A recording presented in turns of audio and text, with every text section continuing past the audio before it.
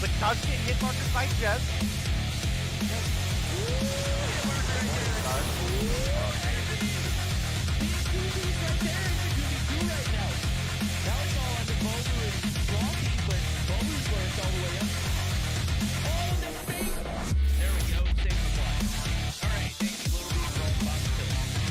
Going up against, they're now all tied up 1-1.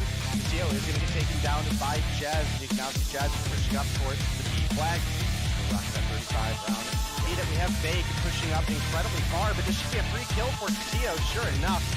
It's the push from the backside, finds Jez.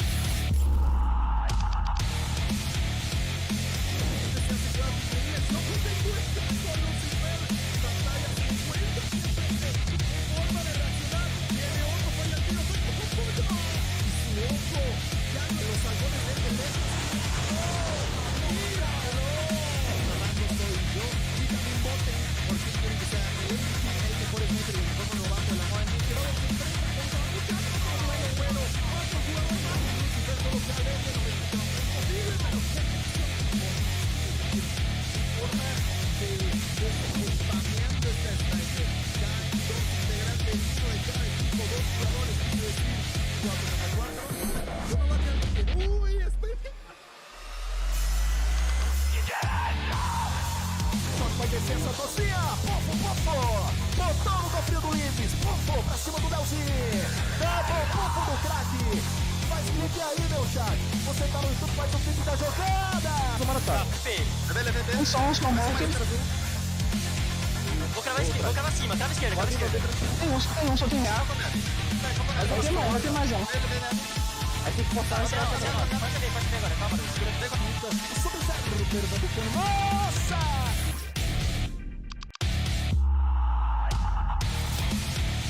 And we've got two players left to deal with. FN 420. Oh my god, Lucky, what the hell was that? Count them out.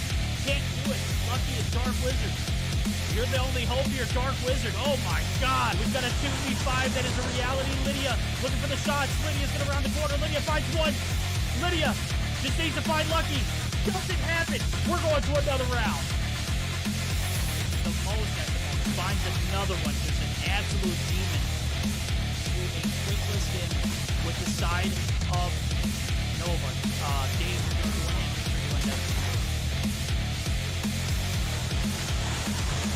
People see, there is one A now. Marvel misses one, but doesn't miss twice. Out. Oh my. Chris, he's all 1-4. Where you at, homie? I know you're in a typical sniper area, but right now you're getting sniped. It ain't even close. Lucky, get headshot. Costco, you want the smoke? Get it too, homie. We got a 1v1.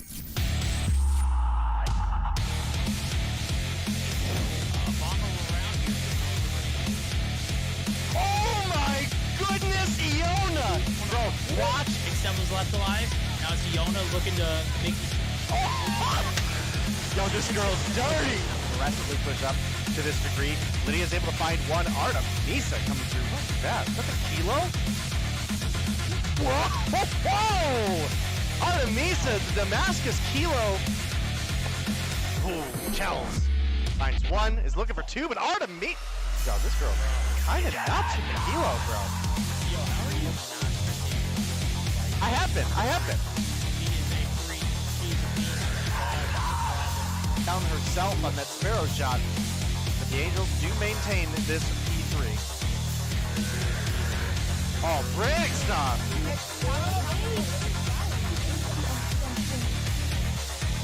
Well, it was looking good for a minute there at the beginning of this round, but it has quickly gone in favor.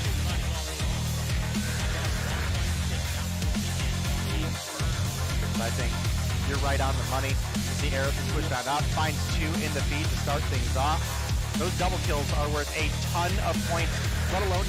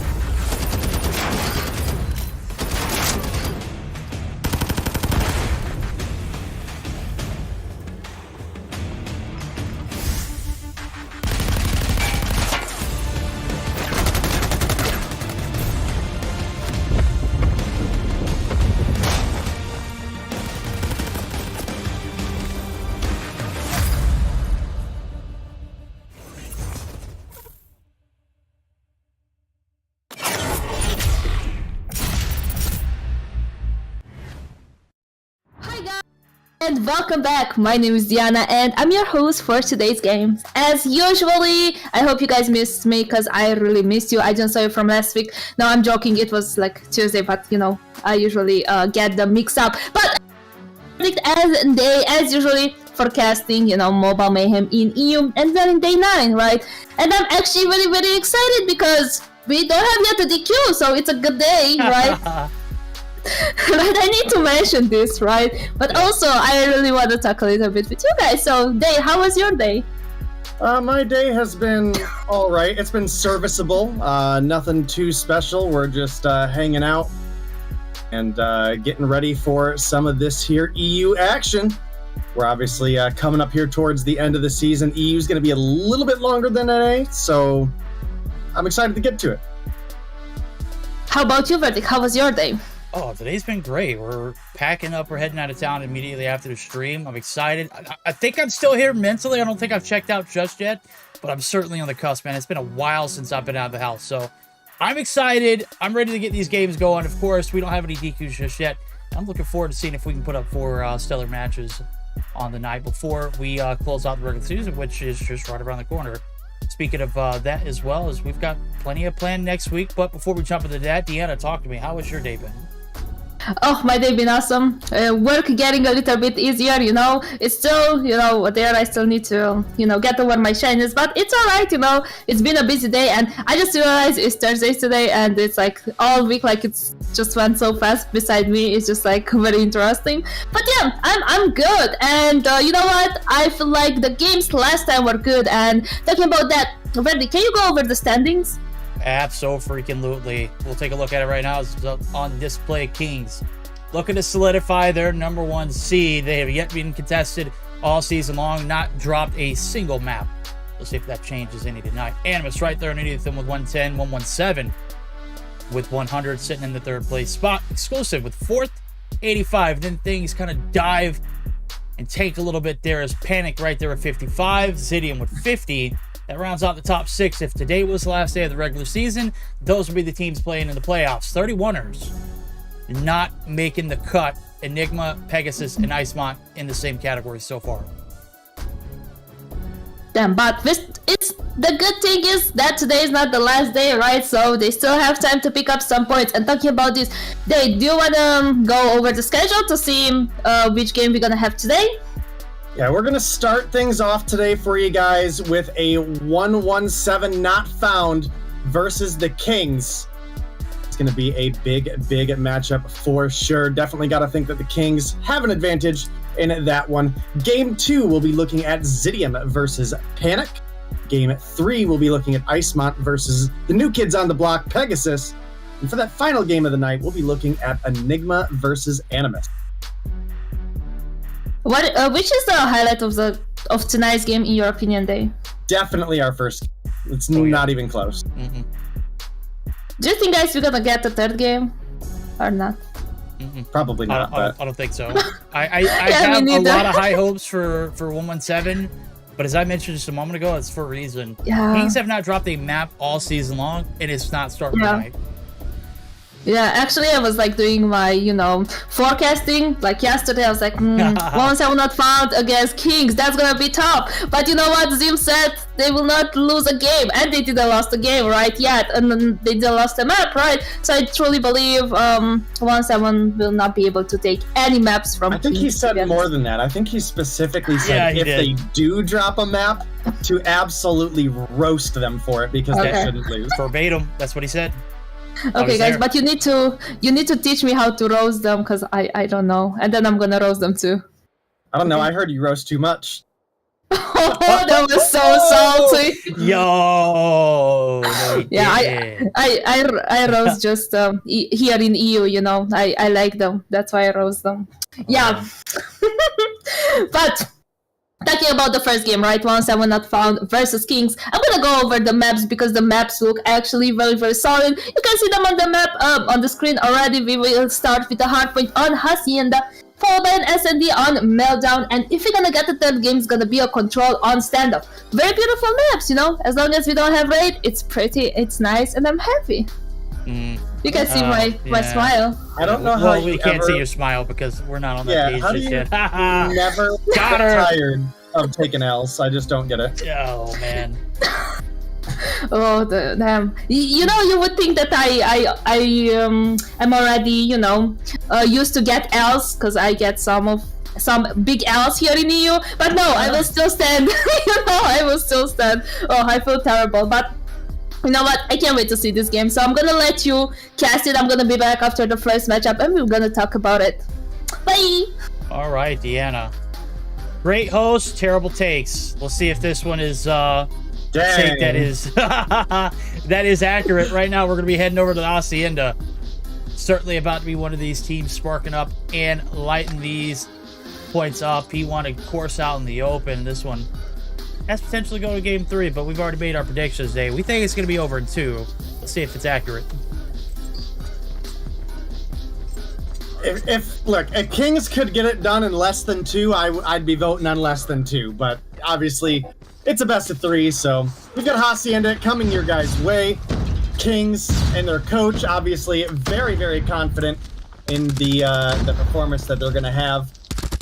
And we'll have to see if it comes to fruition. 117 is a strong team. I don't think that's something that that should be understated.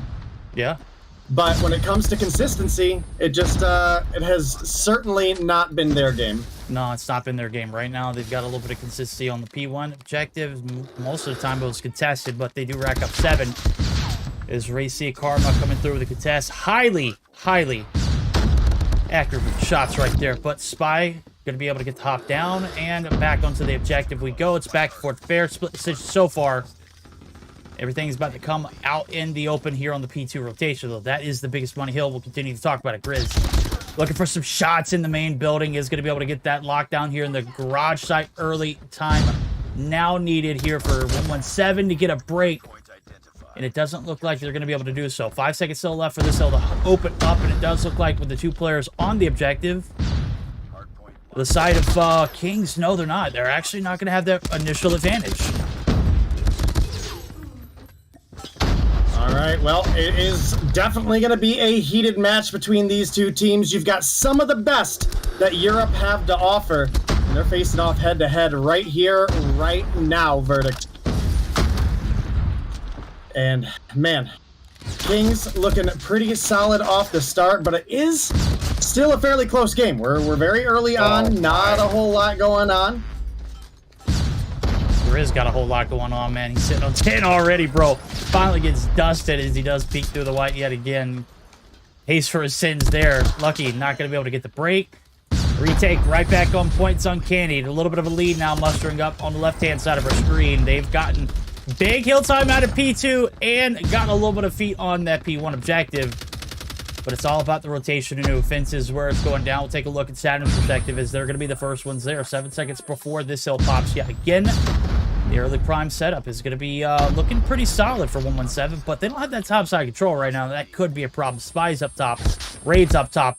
They're looking to get some shots down low, but Raid finally going to be able to deal some pain onto the players that were making the late rotation. Here comes the Sparrow as well. Ball out for Inferno. That is going to clear fences out for the time being, and everyone back to the spawn for 117. All right, well, Kings got themselves a small lead here, sitting up about 15 points above their opponents, but it's nothing too crazy right now. A single hill could bring things back, but you know what? Raid sitting on full streaks right now. One of those is going to be a shield turret, but he's got that Hunter Killer. He's got that Predator ready to go. You've also got Inferno streaking out a little bit himself. Raid finally going to fall. Say's taking him down. But it's Grizz, top frag. And let me tell you, the past couple days specifically of performance, Grizz has been out of control, Verdict. Oh, he has been. It's just been a downright menace, bro. The movement, the speed, everything. He's all over the map at any given time. Predator missiles out there for Raid. He's going to be able to find one. The rock side rotation now going to be locked down and held on to highly coveted there as Grizz going to continue to do some more damage. He's finally going to get shut down. Karma, though, on the flip side, they're looking for the break. They've got the oceanfront property locked down. No, they don't. Inferno at a range. I don't even know how bro hit that shot, man. It's disgusting. certainly he is just holding the boathouse down hostage. Here comes the claw from Lucky. He's looking to get a little shicey with it as well, and that's going to be a clean wipe with 30 seconds left to scrap for. They're going to need all this time to get back into it, Dave. All right, well, they've certainly got opportunities, but the big hill they need to capitalize on, of course, Verdict, we know, is that P2, the money hill here on Hacienda. And it's going to be a difficult one up against a team that has so much strong slaying power. And then on top of that, are just very well coordinated in the first place. Grizz taking a couple flashes, ends up getting dropped by Saturns. Going to be a big possibility on the break for the side of 117, but it does look like Spy and Raid are going to get the follow-up 3. It's going to be a P1 start for Says. He's just crawling around the statue right now. Is eventually going to get gunned down. Here comes Grizz as well as Spy. And if you look at the kills on both sides, Verdict, we do have a bit more consistent slaying power going on right now for the side of Kings. And it's largely been able to help them order some good map control, but I gotta give some credit to 117 here. They have found some really good holds as well, keeping this at a 15-point game right now. Yeah, this is definitely one of the best games that we've seen be run against this Kings roster. Everybody else has kind of been tossed to the side, not even recognized as a true opponent. And at the moment, it is a close-knit game. Now, we're seeing the rotations over to new being made. 117 looking to get that early advantage and keep it. Lucky is here holding down the fort. But here comes the boys in blue. Inferno going to be able to open up the first blood. Grizz going to be able to find a second. Lucky able to drop down and get Inferno. Now is a little bit of inconsistency here is going to go in favor of the boys in blue. It's Kings who are going to be all over it, but they can't get onto the objective for the time being. Saturn holding them off for as long as possible. Operators out on both sides. Says might be able to get the break here as this one coming out to the War Machine. He's got one more shot. There it is. Inferno, the only one left alive. There's a lot of contest time, but with 40 seconds left to fight for, it does look like we're going to have a back and forth. This one's still not going down. Finally, Kings able to clear their plate. Nope, it's back and forth. Dave, P2, not as money value as we would thought it would have been.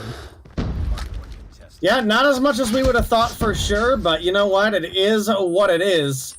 And it's still a very, very close game between these two teams. I mean, this is a 117 roster that is looking to prove that they're not ready to go down without a fight.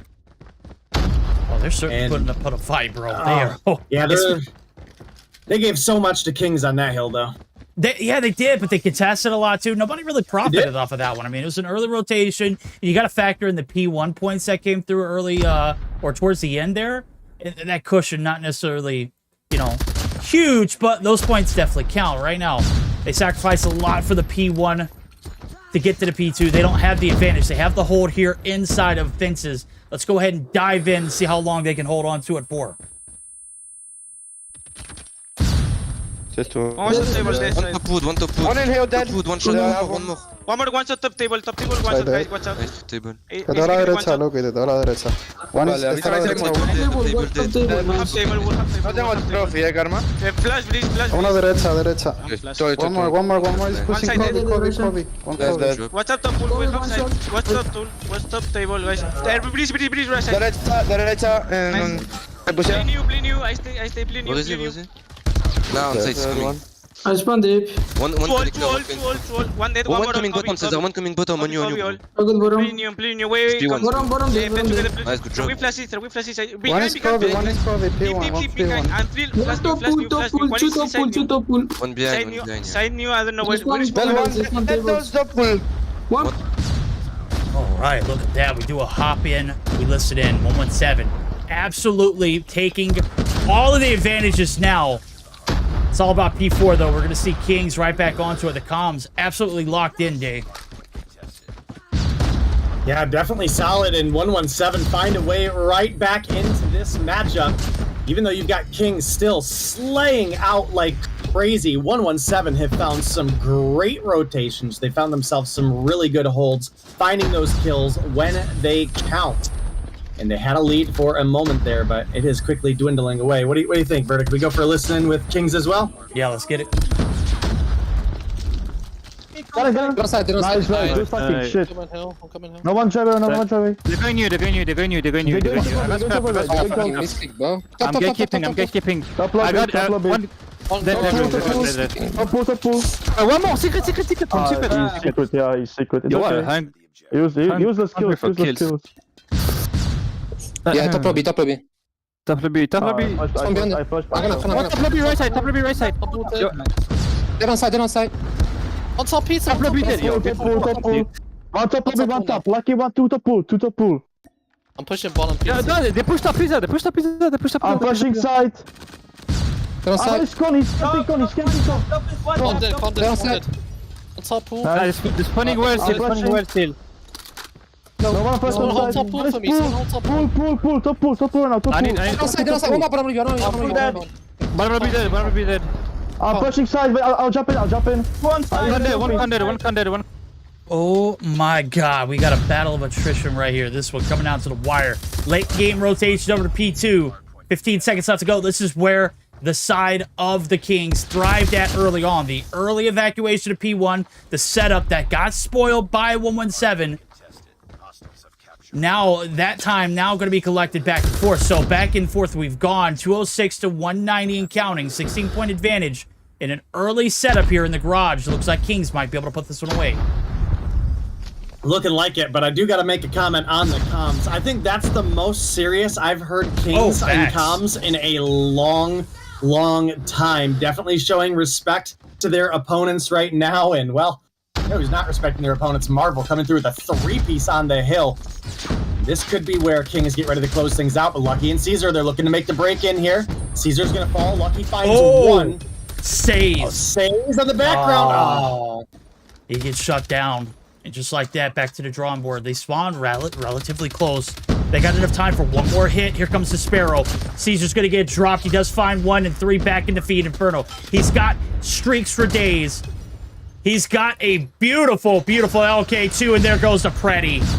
That's the double. That might be the nail in the coffin. Saturn's trying to get there. He can't do it. Game 1. Not going to be as close as anticipated. 60-point advantage rolling into the end of that one. And my, oh my, what a way to put this one out. King starting off with the early advantage. That Hacienda got close at times. Even went in favor of 117 off the rip in that second set of hills. And I thought that's where Kings were going to put this one away. Wrong. They were scrappy. They were feisty. This one. Done and dusted. Still Kings standing tall. Definitely a super solid performance coming out of everybody there during that game. I gotta say, I think that was a lot closer than most people probably would have expected out of the side of 117. So, you know, they're not going down without a fight. We're down into the last little bit of our seasons here. And, I mean, that was a solid performance out of 117. Again, even being down in the why am I drawing a blank here? Being down in the kills, they still managed to come through and have a very close game against the #1 team in all of Europe that hasn't dropped a map yet. Was looking for a minute there, like that could have been the one. Yeah, that's the one that got away, right? We talked about that one in Search and Very Destroy, close. But that one was a hardpoint game that could have very easily gone either way towards the end, though. Who was not stressing kills? Raid. My God. 47 on board in game #1. Only 37 seconds on the hill. Not necessarily needed, though. I mean, let the boy get out and fry, and that is what he did. Grizz right there underneath him with a minute 14, 38, 34. Inferno, though, he was absolutely flawless rolling into that P2 setup. I don't think I saw Mans even take 1 or 2 damage. It was nasty with his spy, putting it all out on the line with 2 minutes and 4 seconds with the objective time. That is going to take us to the Search and Destroy. Game 1, said and done. Kings still at the top of the totem pole, and that is not changing tonight from what they've said and what they've seen. You heard the comms, and boys is locked in. Can't change their minds. We're heading over to Meltdown for game #2, though. This one certainly still, I don't think I recall them playing this map in particular. I could certainly see this one going either way, but just based off of everything that we've seen so far this season, it is hard to bet against the Kings.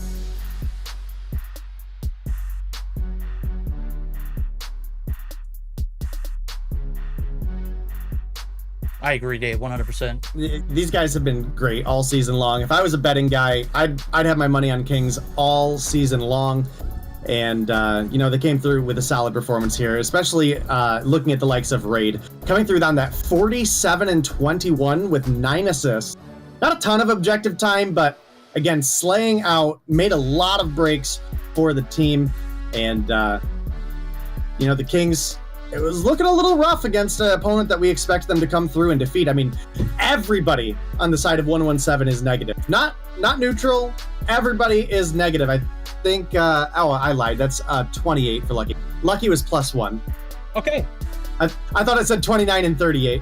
So everybody else was negative with, you know, -8, -7, -7, -12. So... King's definitely doing work in the gun skill department, but 117 found some strategies that really helped them compete there. Okay, let's see a breakdown of that one because it was awfully close. And you know, one of the things that I was mentioning during the game was, you know, the fact that we didn't see the Jets get turned on by the Kings in that second set of hills, and that's usually where we see games just get like, if anything, if it's a race, they're lapping opponents in the second set of hills. Things get a bit close in the first set. If they are close, usually that second set is nowhere near close. And I gotta commend 117. However, when it came down to that third set, they were nowhere to be found. A P2, lockdown. P1, even bit, a little bit contested, a little bit back and forth, but nonetheless, it was the Kings who prevailed. So, 170 to work on that third set of hills, need to learn to brace themselves because the impact of that third one was certainly not prepared for. So we're gonna get geared up for it. Kingsley, just a moment here to relax and get everything set up. Yeah, we'll be getting you guys into the search and destroy here shortly. Absolutely. We'll take a look at the map rotations now as where we're heading over to is Meltdown. You're a visual learner like Day and myself. You see it, the nuclear stack. It is reintroduced back to the competitive pool. Absolutely love it. This game does go to, or this series goes to a game 3. We'll be looking at standoff for the control. See how that one pans out, but got to get there first. If you're 117, you've got to be able to take this game round by round. You can't afford to look at the game 3 here. You got to break this search and destroy down. You got to break these Kings down, and more importantly, you got to PTFO for your life. I think that's the understatement of today, Verdict. If you want me to be totally honest with you here. I agree. All right. Well, it looks like our players are readied up. We'll be getting you guys into the action here momentarily. Just as I say that, players unready. So, you know, we got that, but that's all right. We obviously want to make sure these players are ready to go, and there's always a chance that 117, this is a team with sniper talent, right? They could come through, they could snag away a search and destroy.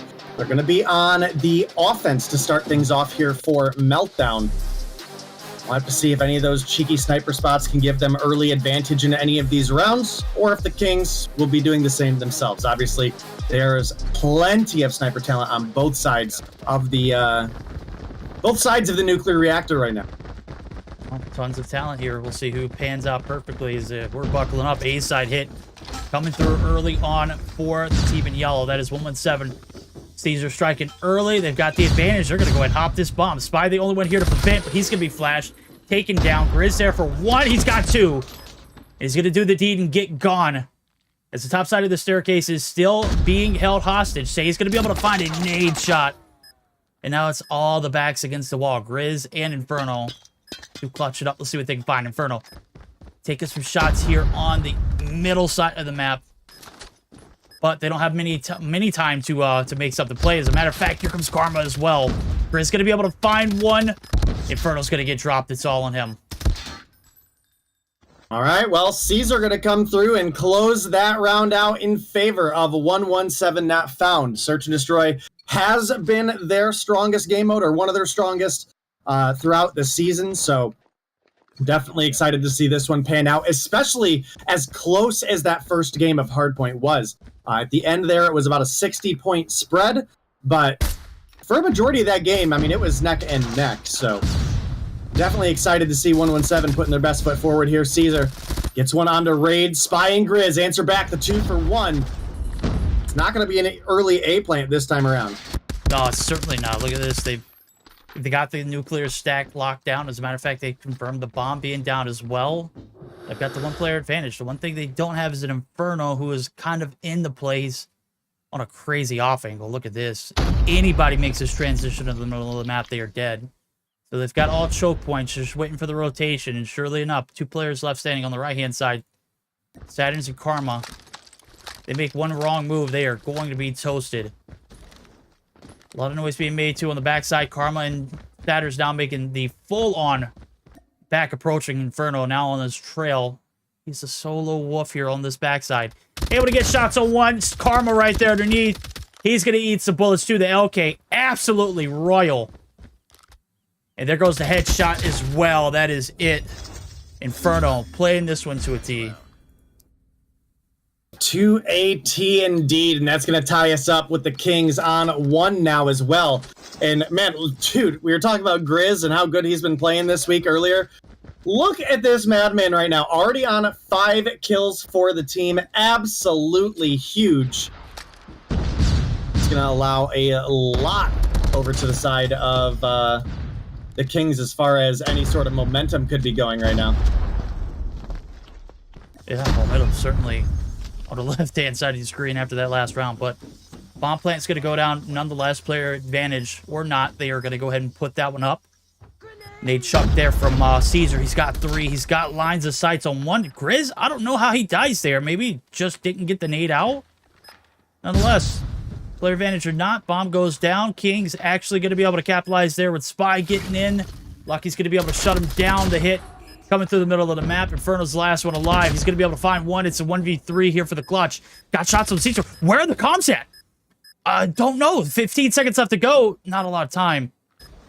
He's going to be dead set on taking out Caesar. Right there next to him, it's Says, who was able to evacuate through the top of that ladder and reposition. So, back and forth, we're going tit for tat. It is the advantage right back on the right-hand side of your screen. 117 striking back relatively quick.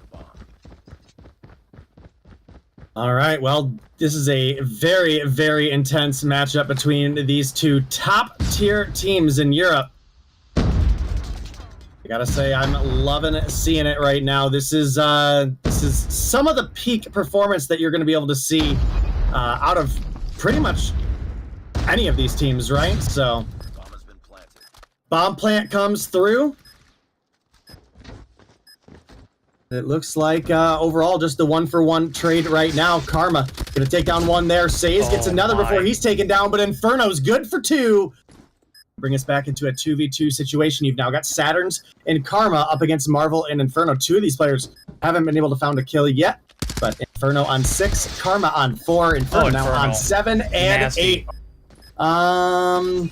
Yeah, 4 out of 5 for Inferno that round. The other one did go in favor of Grizz, but it's going to tie us up once again, 2-2 between the Kings and 117 not found. They're doing all this without Raid or Marvel being involved in the search to destroy at all. Marvel was, of course, alive last round, but he has yet to find a kill, as well as Raid.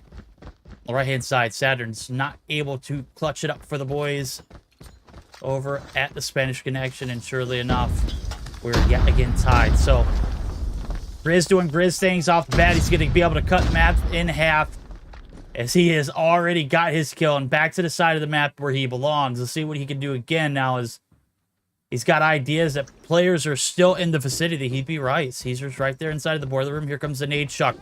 Info that, man, he's holding those hot potatoes for far too long. If anybody had pushed, he would have been dusted nonetheless. He's still alive and ready to rock here in the boiler room. Gonna be able to rock right Caesar into got info. Oh, yeah. Caesar got the gunny, too. That's a big kill to take down. Grizz is on 7 right now. And it looks like he might even get a chance to get Inferno, but Spy has some range on the Fennec kill there, boy. Pretty good. And you know what?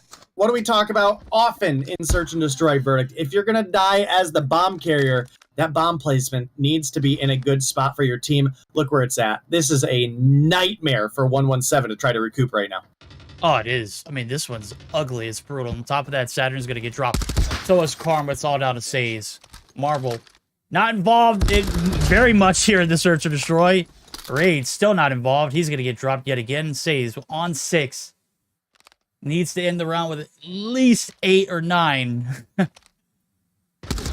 Marvel's going to be the first one to contest right there. He does not like that option. Inferno reads it like a book. Closes it out. 3-2 lead in the hands of Kings. The first one they've had in the Search or Destroy.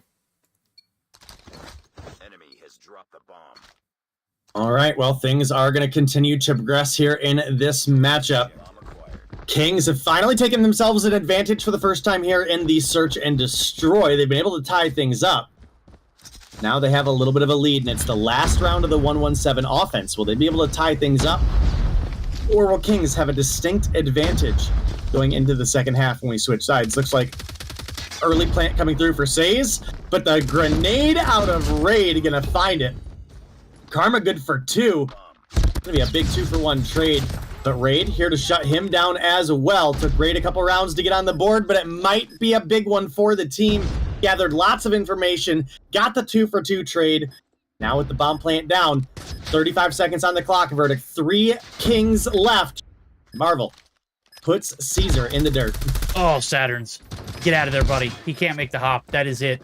Lucky's last hope. He's going to be able to get good for 1, but it's Raid who's gotten involved in a very much needed affair. That is going to extend this one by 2 before we flip sides. Bombs defuse. Raid finds a 3-piece this round. A bounce back. Absolutely clutching it up. Or was it just 1 this round? Did he have... No, he had 3 because he had the streak too, so... Okay, we flip sides. Advantage in the courts of the Kings. Can they make this 1-1-7 team pay for their sins in those first 6 rounds? They only managed to pick up 2. Right now they're playing a little bit conservative. We'll see how conservative Grizz can stay, because we know this man is always on the prowl. He's got sights on 1.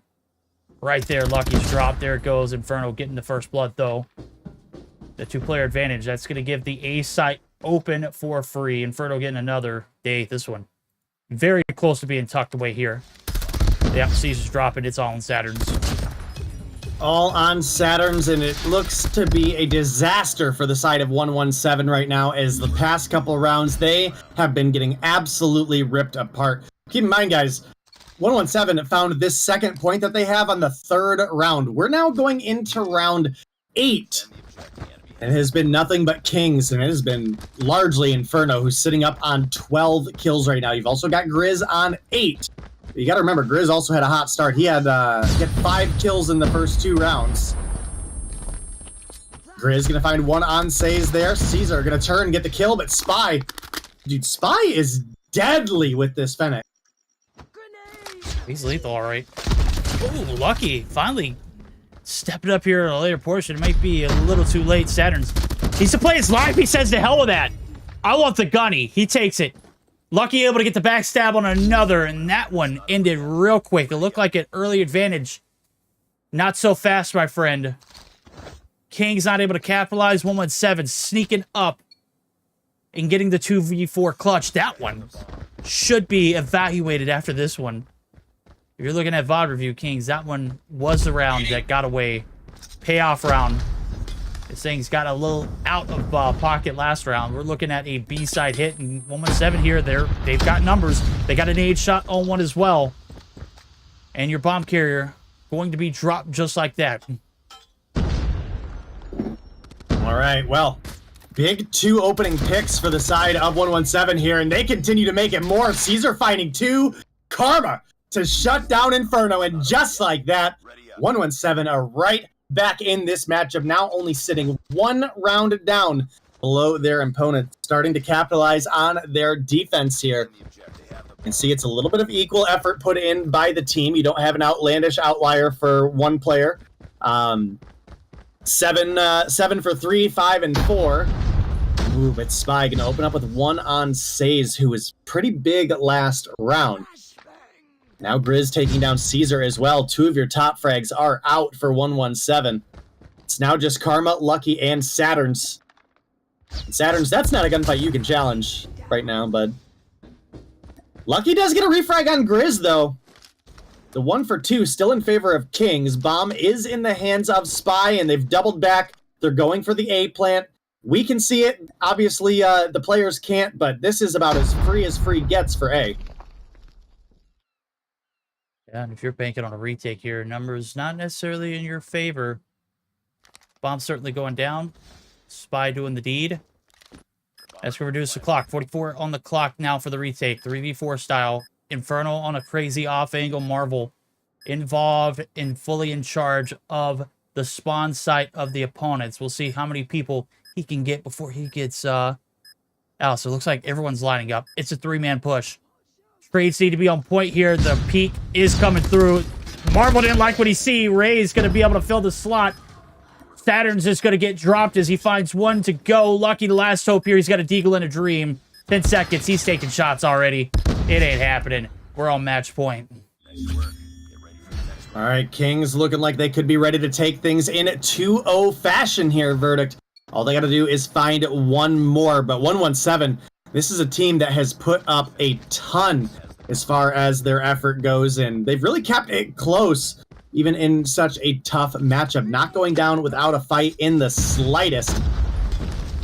No nade first blood as Saturns will survive this time, but Inferno got some information that the team is at B that may result in the Kings pushing over towards the A site. They've only got Lucky on the defense there, but look at this aggressive push coming out of 1-7. 2 drop, but 2 get returned. The 2 for 2 trade.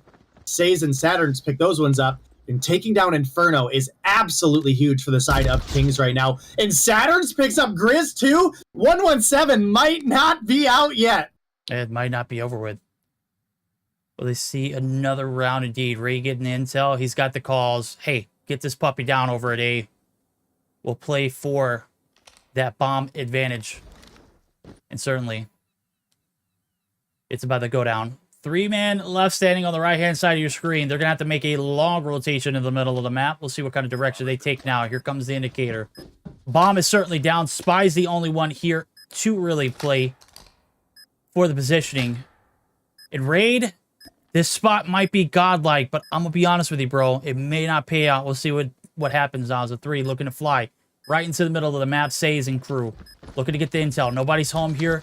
They make the breach. Spy right there is able to find one. Repositions now as he has gotten the advantage nuked. And Raid wrapping the backside. Lucky, you can't hop the bomb. We still alive, buddy. Say's able to find one. Say's not going to be able to get the second. And just like that, this one is done. The 2v3 clutch. The 7-4 victory. The 2-0 sweep. Kings remain dominant in Europe. And it does not look like anybody's going to be able to take a map off of them today. Doesn't look to be the case at all, Verdict. And you know what? Kings, they've worked hard all season, and they obviously are a top competitor when it comes to Europe. Not only a top competitor, but they are the reigning champions. And I do think that is at least worth mentioning here.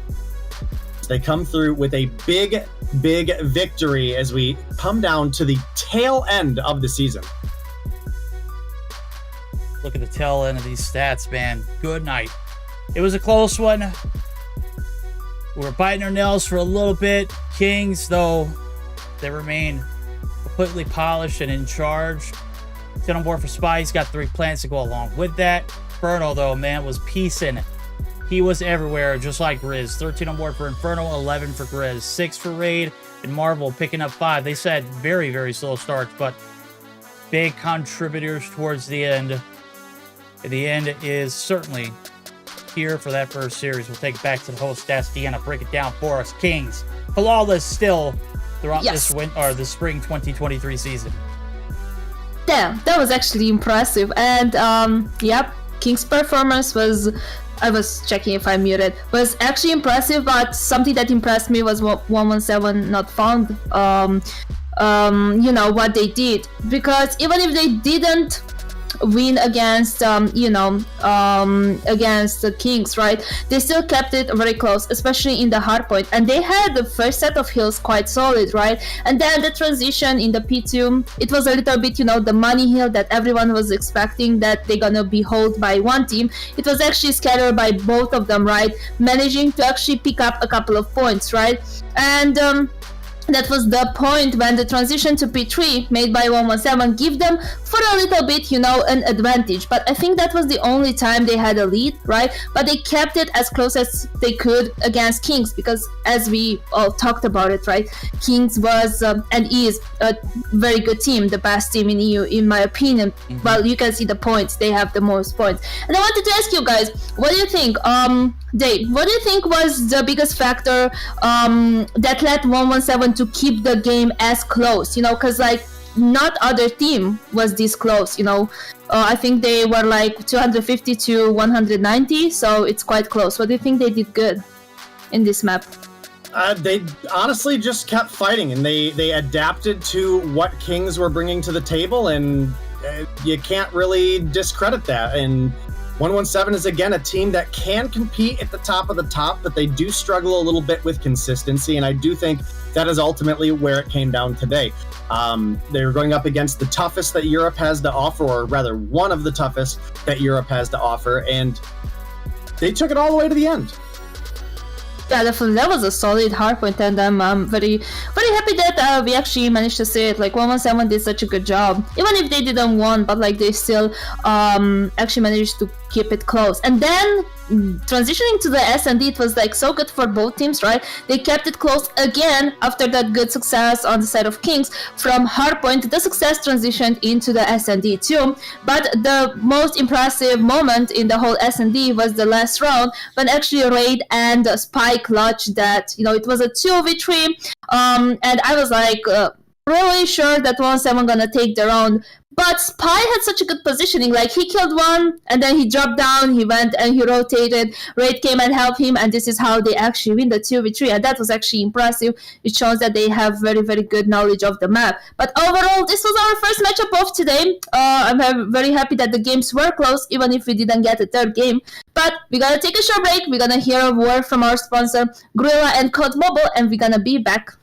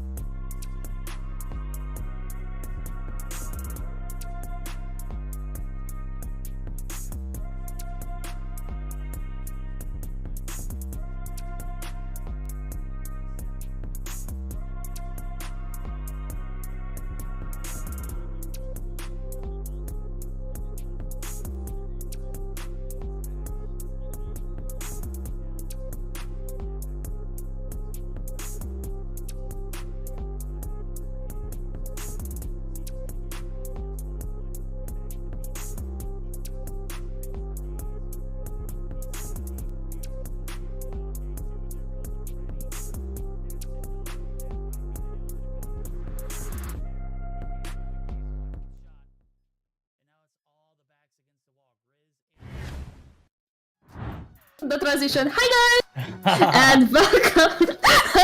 I really wanted to do that. Yes, welcome back. We are back for the second matchup of tonight, and it looks so good because we didn't have any DQ yet. I hope it's not a caster curse. I hope it's nothing, but I feel like it's gonna be a good day in EU. We already had our first matchup. If you somehow missed the first matchup, that was absolutely amazing. 117 not found versus Kings. You can actually go and check it on YouTube after the broadcast. The YouTube link is actually in the pin message on the chat. So if you need some help, you can ping me. I'm gonna give it to you. But yeah, you should really go and watch that video because it's absolutely amazing. But we are here for the second matchup of tonight. That's gonna be Zidium versus Panic. And again, I'm very excited for this one. I feel like it's gonna be a close one. But what do you think, Verdict? I think it is. I think it has potential to go to a game 3. I think Panic have looked better and better as the season progressed, and I think Zidium has vastly just not shown up or underperformed. So I think they're on the bubble right now for making a top 6. Right now they're sitting at 6. It is close between Panic and them, but I think I gotta favor Panic in this moment. Yes, actually they have 5 more points. I was checking the standings. Indeed, I feel like there is a possibility to see game 3, but I still favor Panic as well. Zidium did good and they performed good, but I feel like they're not as consistent as Panic is. Now guys, don't jump on me, that's my opinion, okay? I just gave some facts. I feel like watching Panic during this season, it was very consistent, right? They had good games. Usually they kind of won. So yeah, I'm looking forward to see it. But until then, Day, can you go over the maps for us, please? Oh, yeah, exactly. I agree, Day. So great. So good. Yeah. We love these maps. Hello? I don't know how I got muted in Discord. That's fine. Oh, damn. All right, well, our maps here for today. We're going to start things off with Zidium versus Panic on Apocalypse. Game 2, the Search and Destroy. We'll be looking at Tunisia, one that I'm glad to see come back for Search and Destroy. Game 3, if we make it that far, we would be looking at a Crossroads Strike. And Verdict, what do you think? Do you think we have a potential to make it to game 3 here? I really want to say yes. I think, I think this one could go either way. But again, I think I got to favor Panic rolling into this one. They've just been a little bit more consistent towards the end. Anything can happen, man. Anything can happen. I'll tell you what, Panic Storm has been crazy. And obviously you've got the likes of Capo, Onur, Patron and Bison, who have had plenty of success in their own right on other teams in the past. So, Deanna, what's your thoughts? See some Crossroads Strike because I actually watched yesterday a scrim between some 2 teams. I actually watched Storm playing subbing, right? So I'm looking forward to see more Crossroads Strike. We didn't really have that much of a chance to see Control this season. Most of the games we had 2-0, right, during the season, and even last week, right? So I'm looking forward to see more of the new maps. I'm happy that they already added, more Apocalypse, more Tunisia in the mix, right? We might see, the big map Arsenal, right? The big map, I forgot. But yeah, you know what? I'm gonna let you cast, and I'm gonna be back with a breakdown after the second series. Bye. Alrighty, we'll see her back in a moment here. Hardpoint indicators already let out. We're going to see the purple smoke come through here for the map of Apocalypse. This is a Black Ops Cold War original Day. I think they did it justice here in COD Mobile. Plays very well. 4 out of the 5 hills that were available then. And the map is absolutely great if you can get those P2 spawns. Right now, you're going to see Storm and Panic trying to buckle up for it. Denisio right here to shut it down. And just like that, 4 in the feed on the left-hand side of your screen, it is Zidium starting off with a favor. But what are these spawns? Did they get too aggressive, Dave? Definitely got a little aggressive there, and, you're going to pay for it. But it's a very close game, obviously. It just started. P1 underway. A difficult one to really rack a ton of time off. But I would say more so than things like takeoff, it can be done. So we'll see what happens here. 11 seconds on the clock right now for the side of Zidium. And right now, Denisio coming out of the gate frying, has as many kills as the entire enemy team, sitting on 6. So you start adding in the rest of the team around it, and Zidium in a pretty decent position here. Yeah, and Zidium got the sponsor new. Right now, Panic just trying to ease the blow. They're going to pick up some time here off of P1 and make that intrepid rotation. Spawns might have got flipped and got a little flaky towards the beginning, but now as things starting to unwind, it's all about this backside of Temple, and Kree and Balance. They are there in Troll. So they've got this side of the defense locked down for the time being. Panic still trying to bark up that alley. They're going to get shut down yet again, but the trade's still coming through. Bison still spawning in the middle of the map. No mames, no bueno, no dice on the break. Finally, they get the spawns to come through, but it's still 20 seconds in. They've got to get on the point. All right, well, a 25 or so point lead for the side of Zidium right now. They can keep this rolling. They could be here for potentially, I think, what some people would consider an upset. But I think these two teams are overall very close, so it's hard to call it an upset. But it is going to be Panic finally getting in onto the hill, but going to get dropped off very, very quickly there. Looks like they'll manage to anchor it down. That last player in Bison does survive. And that's going to bring things back a little bit closer with the trickle time. It's now under a 10-point game. And Zidium find a way to find that groove that they had off the start and get rolling again. Yeah, they are. They got a little curveball toss to them towards the end of P2. Honor going to get some shots to the face to go along with that one. The rotation over to Stelz. Bottom side locked down by 3 in blue. That is going to be the side of Zidium taking the advantage yet again off the rip. Honor, though, finally able to get his revenge, but it is the spawn side are a little wonky now as the top side of ammo is going to be locked down. Honor reads it like a book now as he's looking for the backside pressure. They are coming from Temple, and surely enough, he's not going to be able to get a single player there. Panic yet to scratch the surface here in P3. As a matter of fact, this lead now starting to get a little lengthy. Zidium running away with it, Dave. It's definitely a big, big hill for the side of Zidium, and, you know, they're extending that lead a little bit, but Panic have definitely found their avenues as well. But the big thing is, we need someone to start getting some kills on the side of Panic, because Denisio is absolutely frying right now. 17 kills on the board for him already. Got a Predator missile in pocket. Has this War Machine ready to go as well. So I have to see how the operators are going to be used by both of these teams. The Predator missile, I don't even think it got trophied. I think it just flat out missed. So a little bit of an L situation for Denisio there, who gets taken down by Capo. Right now, it's looking like Panic have some big opportunities to get on this hill, but they've had to duck away from things like the Hunter Killer, like the Predator missile. Now, they finally got their body on, and they've got a little bit of time that they can recuperate, but it's not going to be enough to tie things up. They're a little bit too far behind for that, but they can close that gap pretty substantially. Yeah, they can. They got to hold this one down, though. P4 has been a godsend for them so far. No break coming through for yet. Storm's got the line of fire crossed, but he is going to get shut down.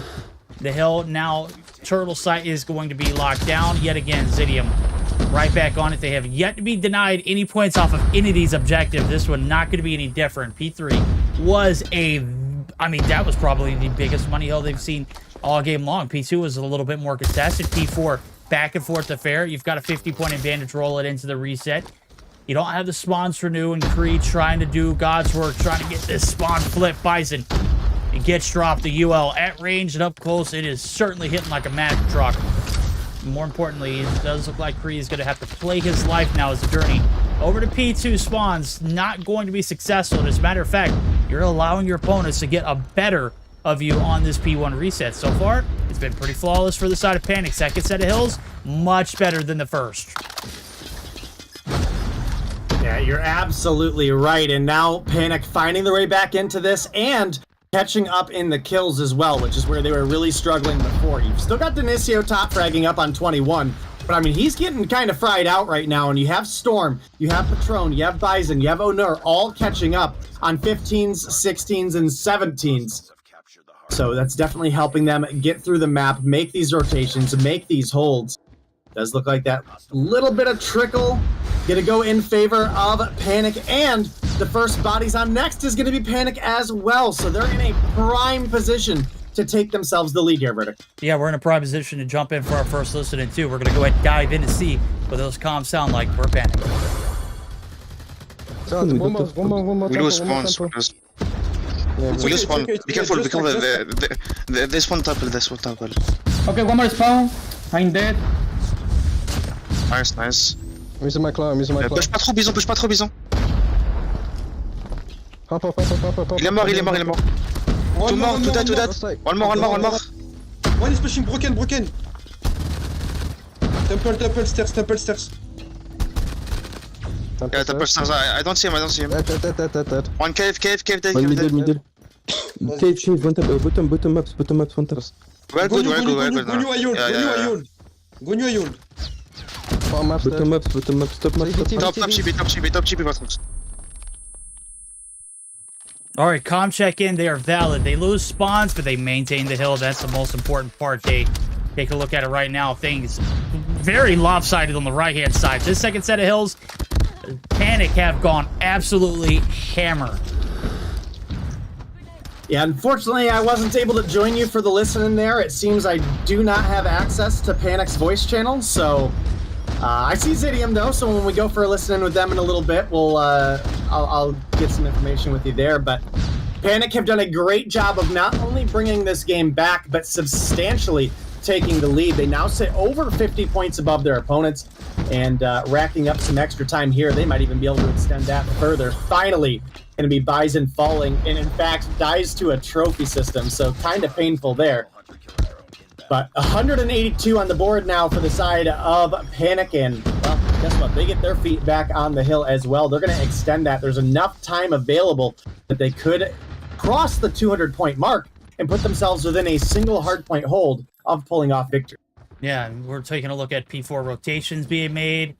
You've got Denisio there. He started hot day, but he has gone radio silent towards the end of this one. P4 popping open for business. Capo right there to hold the hill, but he's going to get shut down. Bison now looking for an extension. Backside spawns are theirs. They're going to get the call out and need to play the hill now. One player still lacking in the background. It's Denisio. He's going to be dealt with in the spawns. Flipped. Certainly not going to be favoring the side of Zidium for the time being. They need to get a break here, and they need to do it quick. All right, well, Panic continuing to fill up the feed right now, and guess what? They're continuing to get some time on this hill as a result. You can see they clear out the entire enemy team of Zidium and locking it down at that time. Denisio is maybe hoping for a wallbang opportunity there, but doesn't quite get the bullets to connect. He's going to pick up one onto Bison is kind of big, but going to get gunned immediately down by Patron. Capo coming through the two-piece on the Gravity Vortex. Patron with two of his own, make it three. And Verdict, I think it's only a matter of time at this point as Panic are only 15 points away from victory, and Zidium sitting down on 130 right now. Yeah, this one's not good. As a matter of fact, B1 about to open up for business. It does look like we see the top side of the map being locked down for the time being. May not even be a factor. We may not even need P2 spawns. They're going to go ahead and hop the hill. Here comes the artillery. It is Denisio picking up his 31st. Break's going to come through. Jazz, he's got a Sparrow. This one's not done just yet, but Onur from the top rope going to be able to shut down one, make it two. He's finally going to get doused, though. Denisio going to get some shots on the break right back in point. It is the side of Panic who are going to be able to put those points back up now as 11 points are needed. The map has been flipped on its head. And uh-oh, Zidium. A little bit of life here in the third set of hills so far. They need to be flawless, though. All right, well, 11 points for Panic. Zidium, they need to find 90 to come out with a win in this one, and this is going to be very, very difficult to not give up scrap time either at the beginning or the end of a hill is kind of what you have to worry about. You have to have your team in position for two spots at the same time and win out on all of those gunfights. So I think it's only a matter of time, but Zidium are attempting to stall as long as they can. And they're actually starting to get some kills on the board here as well. As Kree comes through with a two-piece there. Definitely a little bit behind some of the top fraggers in kills, but Denisio finds one before getting taken down. Zidium going to be the first ones on the hill. Predator missile out of Denisio is going to take down Storm. Okay. And Zidium in this one still. It's not over. Here comes the buckle up. Here comes the hit. Bison pulling out the big guns. The Sparrow not going to be able to find the break. It is the contest that comes through. The waves of players crashing in. It leaves Onur as the last one. They do not get the break, Dave, but as you mentioned, they got to be flawless. Let's go ahead and jump in. Zidium, here for the late game. Let's see how the comms sound. There's one box, remember that? Let's get at 12 seconds. And One box. Box low. One on the barrel. Afer below you. Let's get TV. Gray, you need to push. Come on, let's go. One bottom, Dennis. Maybe to your right. One bridge. I waste my period, bro. You need to push. Everyone push. Just push. Don't hold. Everyone push. I died to the vortex. Go side. It's 8 seconds. Just push.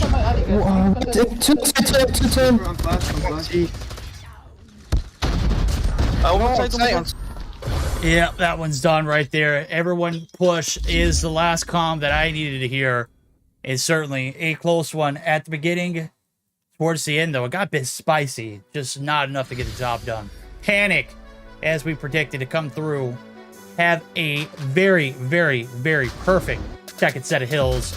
Only needed 8 to shut that one down. Of course, they get it off the P3 stilts. All right. Well, big games coming through there, and it's going to be Panic coming out on top. But got to give credit to Zidium, right? I mean, they were sitting down, what, it was like 229 to 132, and they managed to bring it back to 250 to 222. That's a huge effort. If they would have been able to find some of that gusto a little bit sooner, we might be seeing a different outcome. But Patron, as MVP of Panic, coming through 35 kills on the board, is looking solid. In fact, we have 4 members of the side of Panic sitting above 30 kills, and Bison is only 2 below on 28 of his own. If you look over at the opposition, like I said, Denisio was frying. 39 kills came through with the top frag. Rest of the team unable to get the big 3-0 on the board, and a couple more kills. Maybe swing some of those gunfights, maybe swing some of the objective time in their favor on clears. Just couldn't get it done. So it's going to be game 1 going to Panic as we do get ready to head on over to our Search and Destroy, which, for a reminder for you guys, is going to be on Tunisia. Okay, Tunisia. This one where this series ends, and we're going to get to see the game 3. We're about to hop on into it. We're not even going to waste a single solitary moment. We'll go ahead and dive right into the action here. The series has potential. After game 1, I'm going to be honest with you. After that second set of hills, that's where things kind of got out of hand. And even when the spawns were in favor and Panic, they do not stress it. They handled business, and surely they take the game 1. Let's see if they can follow it up with a hard or Search and Destroy performance, as they're going to be on the attack off the rip. First 6 rounds. Bomb not going to be picked up. Bison doesn't care. He wants to smoke. He's going to find it. Now he's going to double back and pick up that bomb. So ground being covered. First blood in. Mino Sabi. Mino Alive. It is going to be balance dropped. That didn't sound too hot, but it sounded pretty cool in my mind. All right, well, the Search and Destroy underway. Obviously, Balance going to be the first to fall. It's a big pick for Panic off of the start. We know the threat that Balance can be when he's on his A game. Hasn't been it today, but another kill does come through, taking down Jazz, and now Afer falls as well. That's going to leave Kree and Denisio in a 2v5. I think this one is probably over for round 1 at least, Verdict, as we've now got everybody swarming over to the A site. We've got bomb in hand, and it's 2 snipers on the side of Zidium. I mean, sure, maybe they could find a couple picks and bring it back, but the likelihood seeming pretty slim right now. No, it is, and I think the fact that we're... Oh my god, we don't get this bomb from not being planted. Denisio not able to get into a position to, you know, prevent that one from going down. These walls were paper thin, chat. If you see these astronomical wall bangs, just watch Twitter. Anything that is, you know, foreseeable to be banged, it is certainly on this map. You can't miss a day without clips from Tunisia. Craziest wall bangs I think I've ever seen. But yeah, bomb goes down. Denisio does get that first shot in, but can't follow the shot afterwards. So first blood in. Cry actually going to be able to open up at the first blood. Yikes. Storm, though, peeks the corner, gets him dusted. But the player advantage now that Jazz has gotten involved is going to be right back in the hands of the players in blue. Denisio going to be able to find another. Onur is on the run. Last 2 players left standing. Storm, what can he do? Mino Sabi there for revenge. And Onur now the last wolf alive. 1v4 here for the clutch. Gets one, gets sights on another, but Denisio is just too smooth with the transitions. You're tied up 1 for 1. All right, well, we are getting on through. Going to be a little bit spicy here. Maybe going to be similar to our hard point as we do bounce back for the side of Zidium there. Denisio with another big performance coming through with that energy he had in that hard point as well. Looks like Storm looking for some of that wallbang action. Can't quite get him to connect. It's going to be a 1-for-1 trade. Capo taken down and Balance traded out as well. Capo, why we got a rocket launcher out, homie? Oh, that's banned, bro. It is banned, and now it is on the ground. Yikes. All right, well, All right. Hear no evil, see no evil. We saw it, though. And certainly, it's not going to be a lovely one. Bison, or Storm, rather, going to get dropped. I think it's based on use, so we might be fine. Didn't get a kill with it. Nobody's picked it up and had an issue with it, so it might be good to slide on through. But Afer, I find one onto Bison there, and that's going to leave Onur left alone in a 1v2. He's got 4 kills on the board, definitely doable. But Jazz and Afer both sniping. They've got less kills combined, but they've got the extra body. They've got the extra ability to watch angles. And with Bomb down, they're pretty content with just chilling here and playing the defense. If Onur crosses, oh, well, he even peeks, he's going to at least be given away. And now 30 seconds, he's got to find either 2 kills or a plant of some degree. Yeah. He's just wasting time at this point. You got to make a move. Jazz has done miraculous, just wasting your time. And right now, Afer is certainly in a position to do so as well.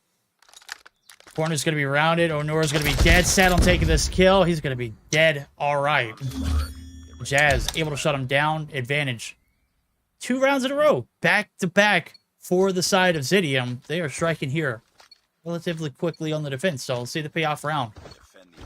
Let's see what they can do now. We buckle up. Yet again, it's going to be a little bit more of a conservative approach. Over into the yellow we go. They're looking for the middle map control. It is panic now. Reaching back over towards the A side. That is wrong play. Certainly, especially with Denisio right here. He has been crispy.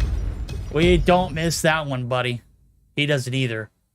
And that is 2 down for the price of none.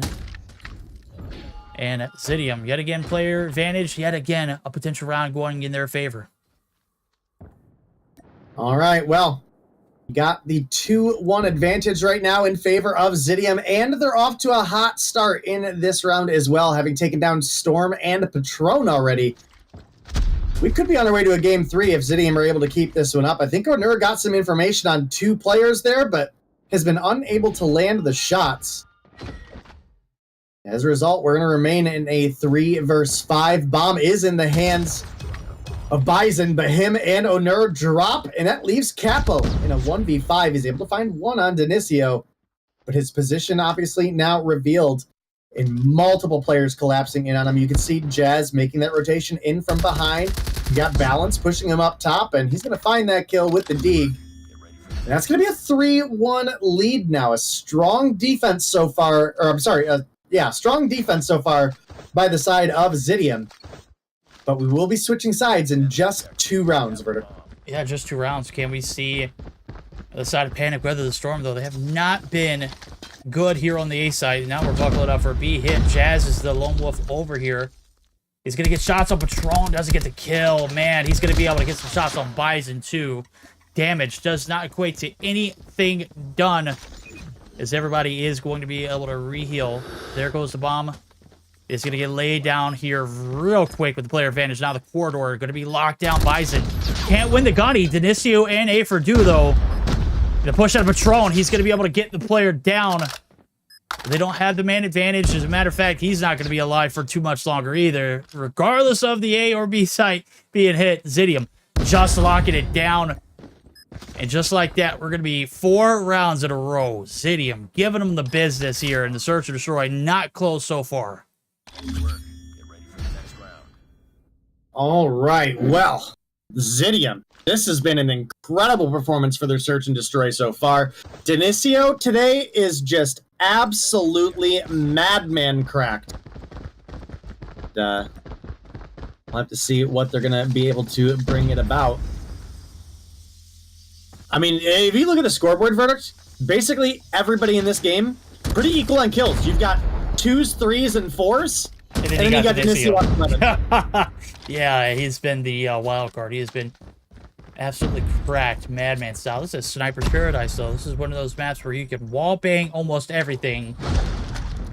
And the long lanes certainly give you the advantages. He has found the first blood multiple rounds in a row. This round not going to be any different. Jazz and Afer, though, they've dropped the player advantage on the left-hand side of your screen. The bomb being made now as Bison finally gets the hint. They've got B locked down. They've got complete control. Bison, though, I don't know what Bro's doing. Is he? Did he disconnect? He's not moving. Honor, they're going to have to win this one at a TDM. They got to take down Honor, or not Honor, but a Dinicio at some point. Right now, they are barking in the back alley. Smoke is going to prevent any kind of connection here for Dinicio, but is not going to stop him from making the rotation. Storm gets them both. Bison or not, they don't need the bomb plant. They are going to ease the pain from the first 6 rounds. Oh, and he reconnected also. Yeah, finally reconnects, but Woo! advantage. A little worried there for a minute. Yeah, advantage still clearly in the hands of Zidium. All right, well, Zidium continue to have a lead, but Storm and Onur opened that round up big for the side of Panic. Now sitting up on 6 and 5 kills respectively. Bison top the corner, and well, I'll tell you what, that's a hell of a trade all day long for the side of Panic. Bison for Dinicio, the player that's lagging and can't stay connected for Dinicio. Yeah. Deal. Toasted. Balance.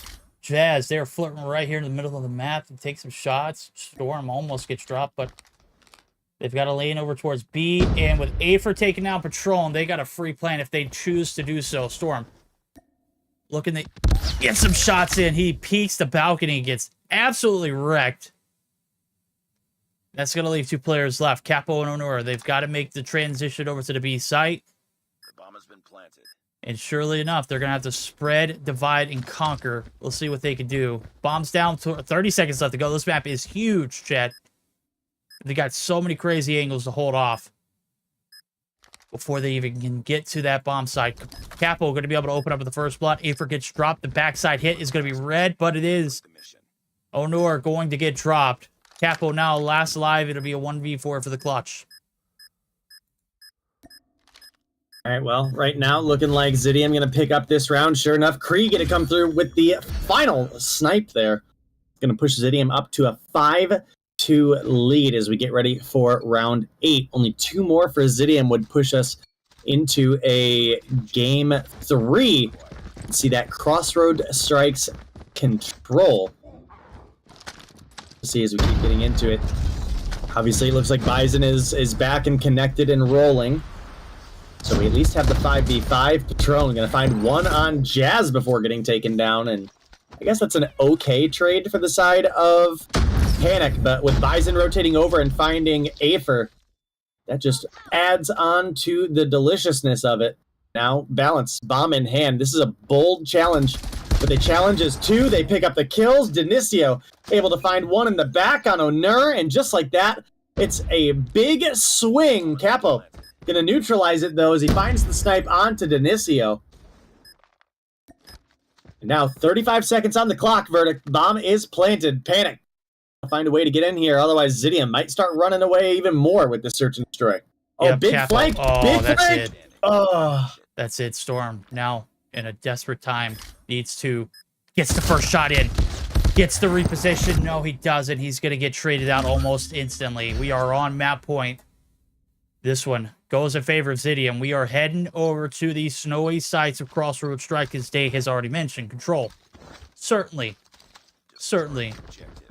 Potential, talking about the series, it was destined to happen, right? I mean, we kind of had our predictions. We said it could go to 3. We also said Panic would prevail right now. Search and Destroy, not pretty sight. First squad comes through. Patron going to be able to strike first. Balancer. Kill. Person who got the last kill last round. The first one to go out. Denicio, though, he's been flawless in this search or destroy, and he is not missing many shots here. And that is going to be a problem. Capo gets one-shotted almost right there. The hit marker feels bad. The bomb, though, already made its way over. Down to 2 on each side of the board as Afer is going to be able to find another. We'll see this one develop. Is it going to be control, or are we going to see another round brought to you by Panic? The bomb has been planted. Damn, Denicio. You're Man, just nasty. Denicio's been an absolute freak for this team today. Now Capo, last alive. Denicio continues the spree, puts number 15 on the board verdict. That's going to be a convincing 7-2 victory coming through in favor of the boys over on Zidium. You know, speaking of the boys, that got me thinking, whatever happened to Lydia and Brix? I saw Brix on Twitter. She said she said to hell with all the tier 1 players are jerks. No, I'm just kidding. She was actually messaging, or not messaging, but commenting on Jazzy's performance from the other night. Jazzy was like, I hate all the tier 1 players. Nuts. Like, it's so difficult enough just to play at this level, and then also to get like talk too poorly afterwards. Like the hate in the T1 scene is already bad enough, and she's a female. That just makes it any worse. Brix was like, now you know what I'm talking about. Right? Now you know what I'm talking about. So Brix is still out and about. I don't think we are going to see her back this season. Obviously, it's end of the rope. No, say we're at the end of the season. Yeah, we're at the end of the season. But stage 2, right around the corner on the 22nd. I don't know if she's got a team. I'd love to see her back in the mix. You might as well, right? I hope so. Like if you're a player with that kind of talent, you might as well at least qualify, and then that buys you more time to make the decision. Talking about qualifying, man. Denicio qualifying for snipes of that one. My God. He definitely gets a vote for me as sniper of the split based off that performance. 15 kills on board. He's still a little bit more consistency across it, though. I don't think I've seen that kind of performance out of him all season long. Matter of fact, I don't think we've seen him too many times this season, to say the least. But you know what that means, Dave. We are tied 1-1 in the series. We're heading to Crossroads Strikes to find out who is going to be the better of the better now, as we'll take a look at the best 3 if you're a visual learner. The better of the better? Yeah, the better of the better here. The better of the middle of the pack, we'll just say. Apocalypse, convincing win on the backs of Panic. It gets a little spicy towards the end. Nonetheless, they close it out in the search or destroy. Nowhere near close. 7-2. Panic get blown out. Leads us to our game 3 of the night.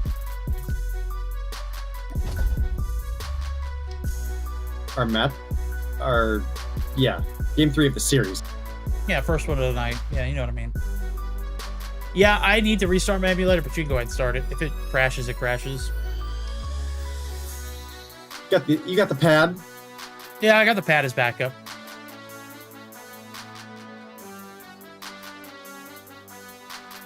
All right, predictions.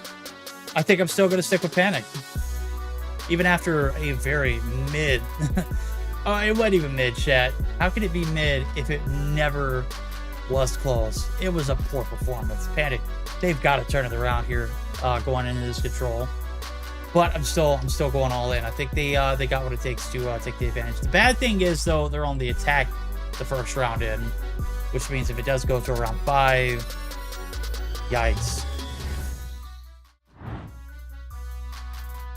All right, well, we will see. Obviously, the big thing for Panic here is shut down Denicio. He is lighting him up today, and that's not to say Denicio's, usually a bad player or anything, just exceptionally well, doing exceptionally well today. Right at the start, obviously, as you mentioned, we've got a defensive start for the side of Zidium. Means Panic are going to be on the offense, and Storm almost gets fried right there. Going to make it out alive and be able to recover, but we'll have to see how the strategy comes through. We haven't seen a ton of Crossroads Strike in Europe. I mean, I guess we haven't really seen it in either region very often, but we have seen it a couple times. kills are trading through, and a big lead right now, actually, for the side of Panic as far as player lives goes. There we go. They've got the gunny. They got the hot start. They've got the time as well. Minute and 16 going to be stopped. Second tick of progress already done and dusted. Looking for the third to seal the deal. They are not going to find it here. The reverse there. As we do see the kills coming through on the right-hand side of your screen. Not necessarily the case. It's a sea of blue. It is Zidium. They are back in full effect, and they have made the player count life lead just by 1. Look at that. They're going to be able to stop the clock, though, as... Or Panic's not going to be able to stop the clock now, as they're going to be sent back to the spawn. And Jazz, he's already up in the spawn looking for a little bit of a feast. He's going to be able to find shots on 1. And just like that, reposition. Love to see it. Now, Bison. Oh, Bison gets dusted off the heady.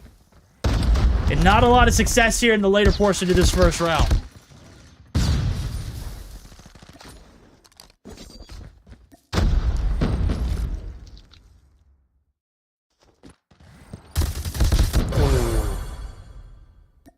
Storm finally able to get on board, takes down Kree. Down to 4 they are. This one is done. It's officially over. Mino Sabi, he may not be good, but he is good enough to put some shots in on you.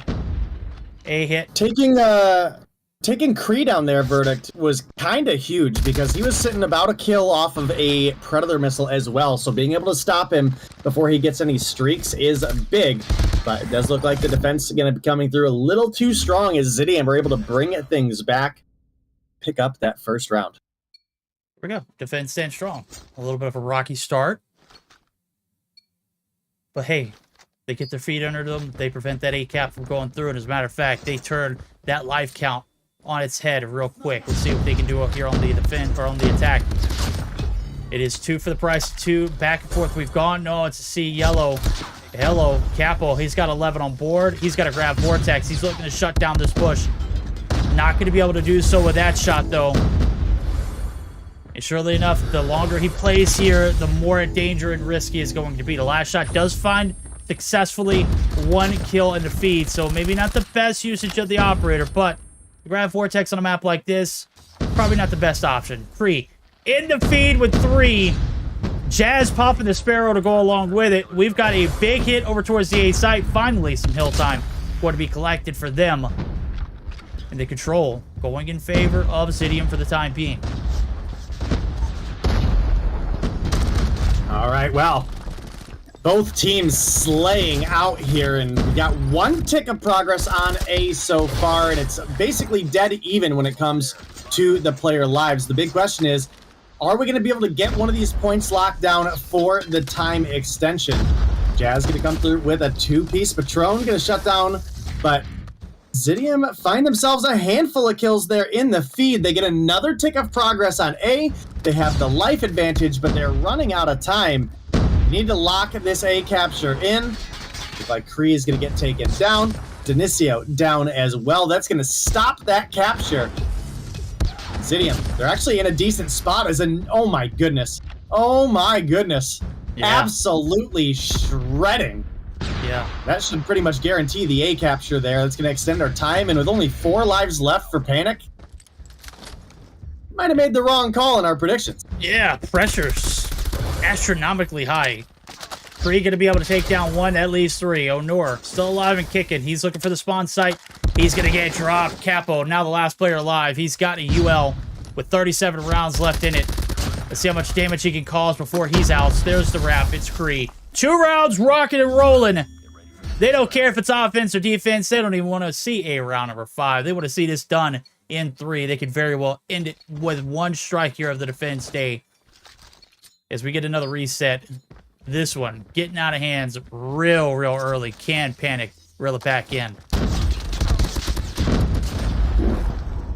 Well, they certainly could be trying to do so. Does look like got another kill coming in for Kree here as he pushes up for the defense, but Storm able to take him down. Very small amount of progress in favor of Panic over here on the A side, and it looks like they've stacked it up pretty well. Ooh, they do have to worry about getting flanked here, though. That is a big factor. Obviously, you look at the map, we've got Aper in the back. That's going to be a kill, but he immediately gets fragged out. 1 tick comes through, and that's it. Zidium able to shut things down so far. Kree pops the Annihilator. He's got that in hand now. There's a free one as Capo comes crawling around the corner. Oh, flashed. Oh, that's pain. Ends up getting another anyway. Whoa. Oh my god. Finally. He's into spawn. He's got a clear sight of visual. And a Preddy. We'll see if he pops it here real quick to start off his respawn. 3 players in the vicinity. Trophy saves today for the time being. Hey, still not captured. As a matter of fact, you're being bled dry. The defense running rampant. Zidium not giving them the time of day on the objective. Operators getting burned left and right. We're down to 6. 20 seconds. The race against the clock and against the players on the left-hand side of the screen. Zidium might be able to end this one here. It looks like it's done. Capo and Onur, the last hope, 2v12. And also, they've got a race against the clock, as I mentioned as well. Here comes Inicio. He's going to put this one out of its misery. 3-0 in the control. Zidium shutting this one down. And a reverse sweep here in the best of 3.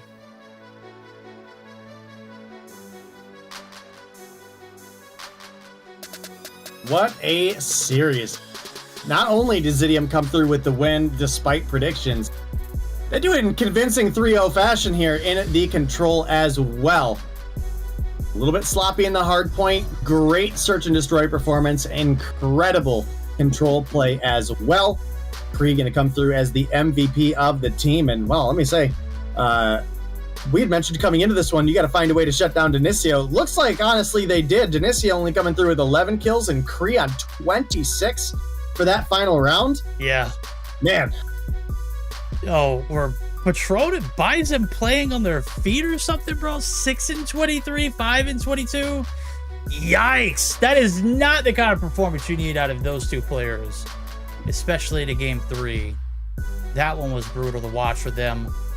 Left-hand side of your screen, as you mentioned it, Denicio, the only player going negative.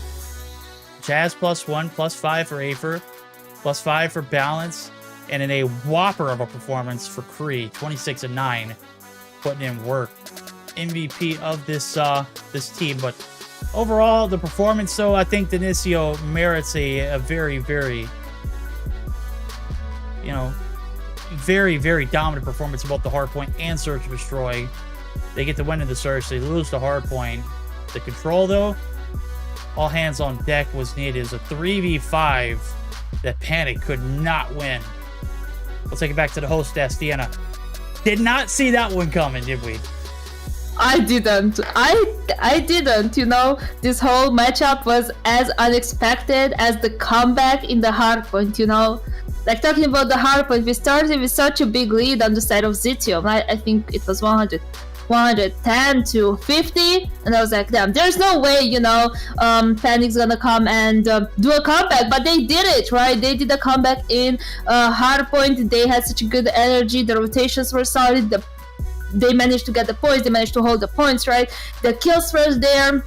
And I was like, okay, this is gonna be, another day at the office, as you guys say, usually, right? And Penny gonna come up with another win, right? But I wanted to ask you, what do you think was the best move that Panic did, right, in that hardpoint that bring them to actually make that comeback verdict? I think it started when we did the listen in and we saw the P2 spawns get compromised, and they locked down all of the time, regardless of not having the backside spawns. They did great channeling that backside and preventing any kind of break from coming through. And then from there on out, it was just like, hey, you know what? You can have spawns, but you don't have the point. And then it connected over the P3 and P4. And it was just all-out chaos from there. I think that's where things got out of hand for Zidium.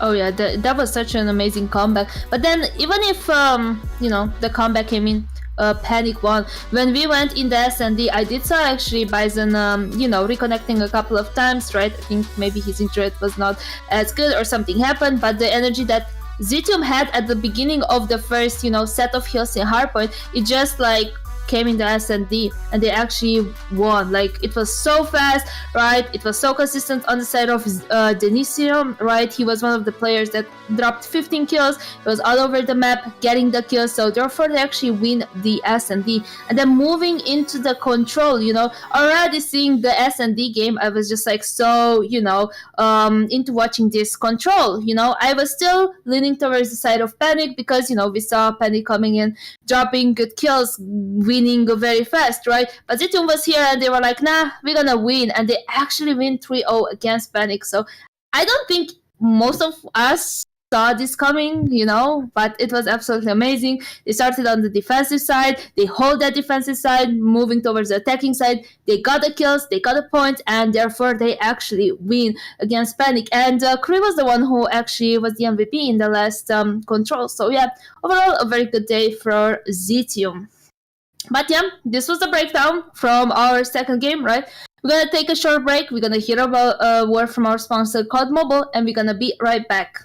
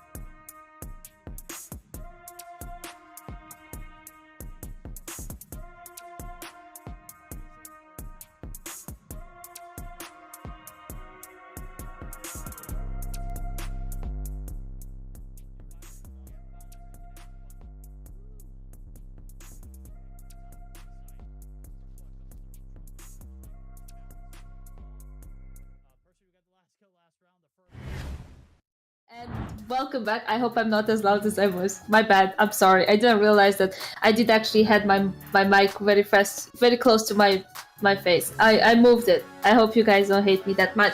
But we are here. We are back for the third game of tonight. That's gonna be Pegasus versus Iceman. And I'm looking forward for this matchup too. You know, maybe we're gonna have another matchup with a, you know, a control potential. God, I right? hope not. Sorry. Why? I don't want to be that guy. I'm ready to go on vacation for the weekend, okay? I'm ready to get out of town. Dude, can we just handle business and make this a 2-0? Yes, please. Look at the standings. Dang. Why I say that? Because it doesn't matter. Pegasus has 5 points, Iceman has 0. Okay? They have no potential in spring 2023 season. Just say it. Yeah, Don't but shoot they the also, messenger. you know, came like late in the season, you know, so, you know, Who? maybe they didn't came in late Oh in no, the I was season. asking Like, who cares. oh, I don't care. Not the guy right now. Let's just move on. The one day we don't get a forfeit or DQ, and Verdict is like dying to get out of here. I'm ready to go to the beach, bro. Let me go to the beach. Let me cook. next time I'm gonna cover for you, and I bet it's gonna be a DQ day. God. But you know what? We should go over the maps. I'm gonna go over the maps very fast. You can see them on the screen. We're gonna start with a hardpoint on takeoff, followed by an SND on fighting range, and if you're gonna get the third game, it's gonna be a control on crossroads strike. So yeah, finally we see a more new maps like crossroads strike. You know, Tunisia is the same, but I don't get it. I don't change anything. Okay, I don't know. Okay. No, Well, look, I don't think you're as loud as you once were. Like the threshold, your threshold was certainly higher earlier. Now it's about as normal as it once was.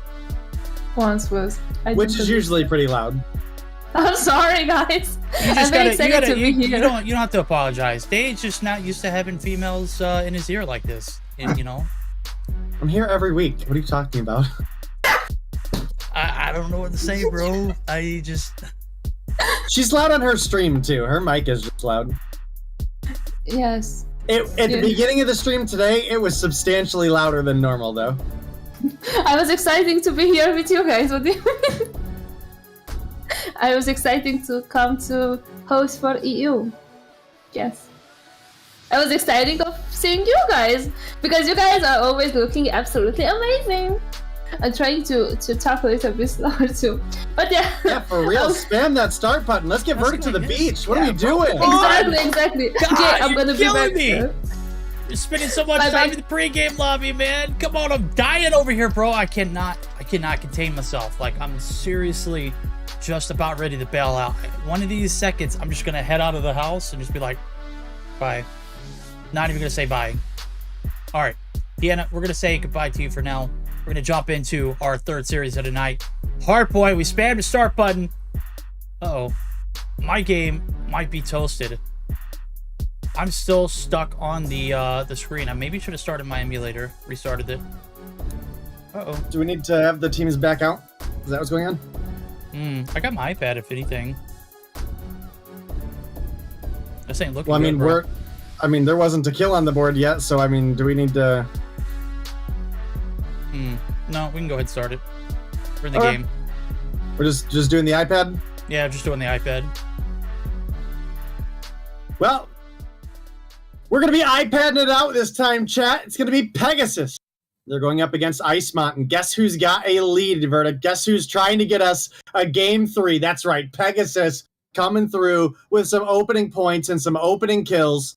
I don't expect it to be very long, but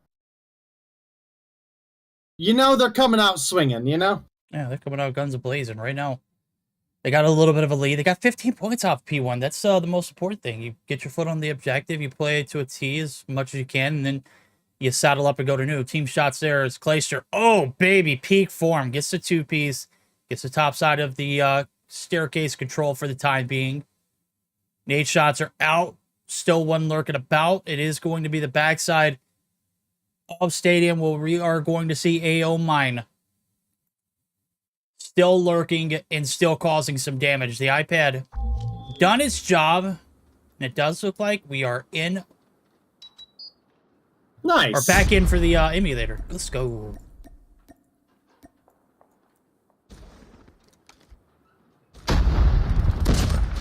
All right, well, Yorza able to come through with one onto Daytel there, and Pegasus actually continued to extend their lead, sitting up 17 points above their opponents right now, about halfway through RP2, but we know how takeoff goes, Verdict. We're not new to this. We know that it's going to be that P3 and P4 that really gives a big opportunity for a team to start racking up some points. Daytel on the rotate from behind. Can't... I was about to say, if Daytel got fried there, yeah. oh, I was going to lose it. Loses out on one kill because he was counting his bullets. Almost loses out on another one. But does get the kills, and the trickle time now going in favor of Iceman. Start rotating over towards P3. Daytel taking it from the backside. Gonna turn and gets kill onto Clayster. Bullets. Hey. Oh. Bullets. Oh my. Okay. All right. Bullets from the backside. We all know how fun those are.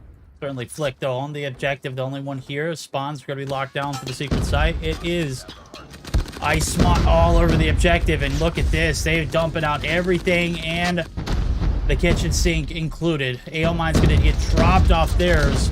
So is Fahim, so not a lot to show for it other than that one. Majin doing the same.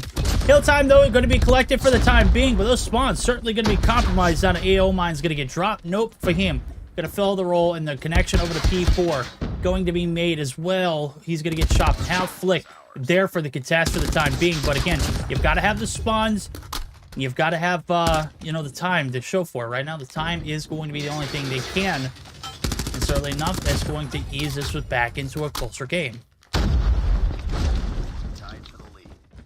All right, well, got kills coming through. Pegasus maintain their lead here. It's not by a ton, but it is something at least. As we do have Iceman starting to bring things back. Gravity Vortex out. Both shots fired. Nothing going to be picked up for Daytel there. Maybe buys a little bit of time on the push on that left side, though. It does look like you got a lead now in favor of Iceman, who we expect to come through with the win. If only but a matter of time to go. Let's see here. Streaks. Fahim has a hunter-killer available. Arcane has a hunter-killer available. And then we've got a hunter-killer for Daytel and a pred for Aomine. So a couple extra streaks on the side of Iceman here could give them a little bit extra on a P1 reset.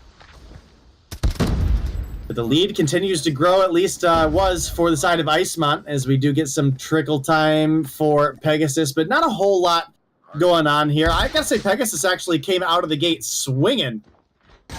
Now are definitely struggling a little bit to keep things rolling as far as the score and the map control goes. No, you're absolutely right. 35-point advantage roll under the P1. Second set of hills right around the corner. We're going to see hill going to be hot finally there for Iceman. They're looking to extend the lead. Clayster comes through for the back line. He's got a Holger. He's going to be able to find two, but that is where his journey ends. Here comes the Preddy now for Aomine. Earned it off of the P4 time, as well as Fahim, who's since burned his. Now we see clock going to be running rampant now, as finally some time going to be collected. Pegasus going to get a little bit. We'll see how much time they can collect now. 20 seconds left to go. Flick running circles around the hill. Backside spawn's going to be locked down for the time being, but Majin might be able to mix this one up. Finally, let me see this one come to an end. No, a P1 still being locked in, time being collected. Yours gets absolutely turned on. Majin starting to get back to that peak form that we saw him a few seasons back.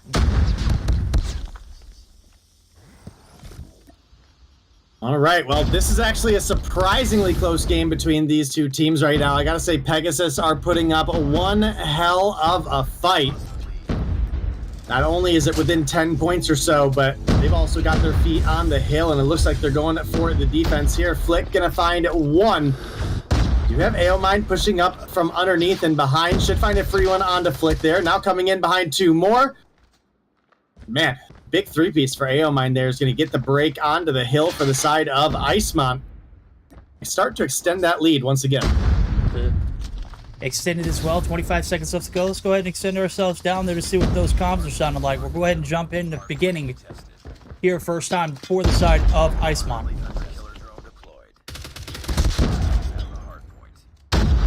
One going red. Two going. Push him mid.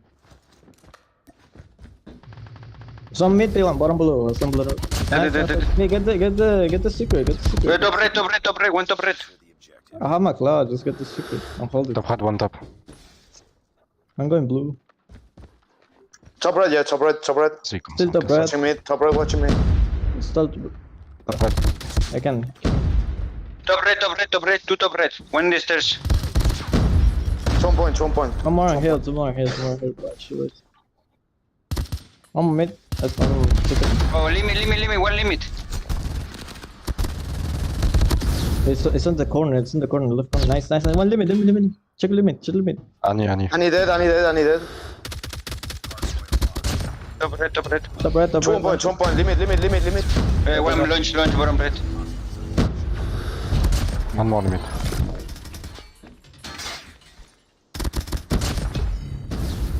Alrighty, there we go. Lead still in hands. Quite, not very clearly, but still very much so in Iceman. Oh my. Not able to win the gunfight there for the battle for scraps. Battle for new already beginning as well, and it does look like it's a seeable on the left-hand side of our screen. Let's go ahead and dive in. Let's see what those comms sound like. Gotta be better than what we just heard from Iceman. Stairs. I know, visitor. Visitor. No, visitors. Table dead. Mid-stairs. Top yellow, mid-stairs. Unter die User. Spawnflip, ich bin tot, Visitor, die Spawn Visitor. Top yellow, Visitor. Yellow dead. Mid-stairs ist auf P1. Ich hab euer Backkill, alles gut, ich hab euer Backkill. Ich hab Visitor. Der pusht Launch. Ja, Main. Nein, einer noch. Copy. Von Visitors. Visitors dead. Einer Copy. Nice. Visitor dead. Ich bin Limit. Main, zwei Main, der ist top. Pion. Komm.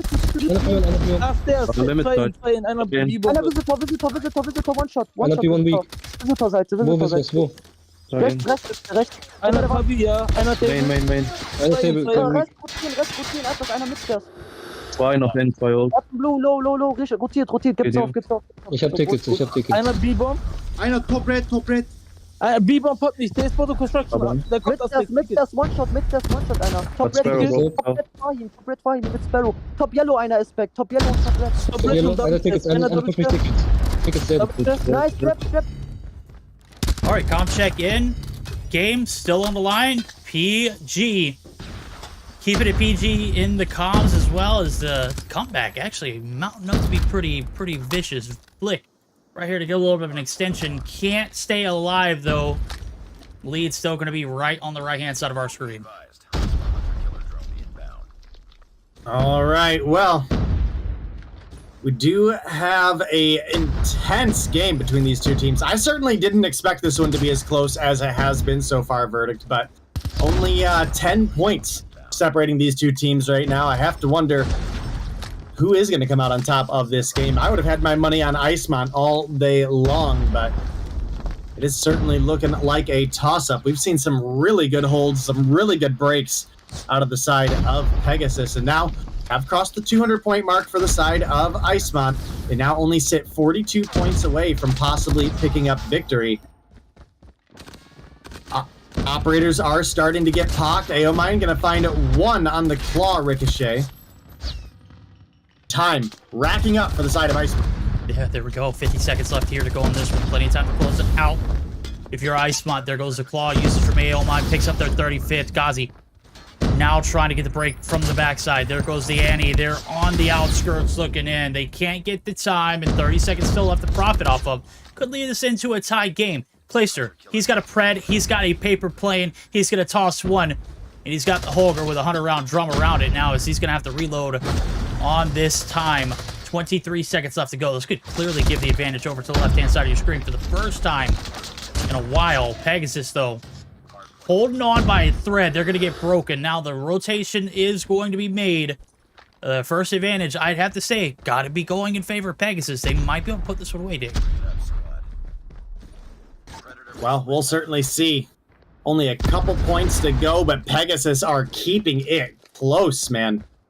They only need a solid hold on this P3, which they're already in on, and they could close out victory for themselves. You can see the rotations now coming in for the side of Iceman. Gozi able to come through with 2. Majin able to find 1 as well, but the 2-piece from Amo and Arcane comes through.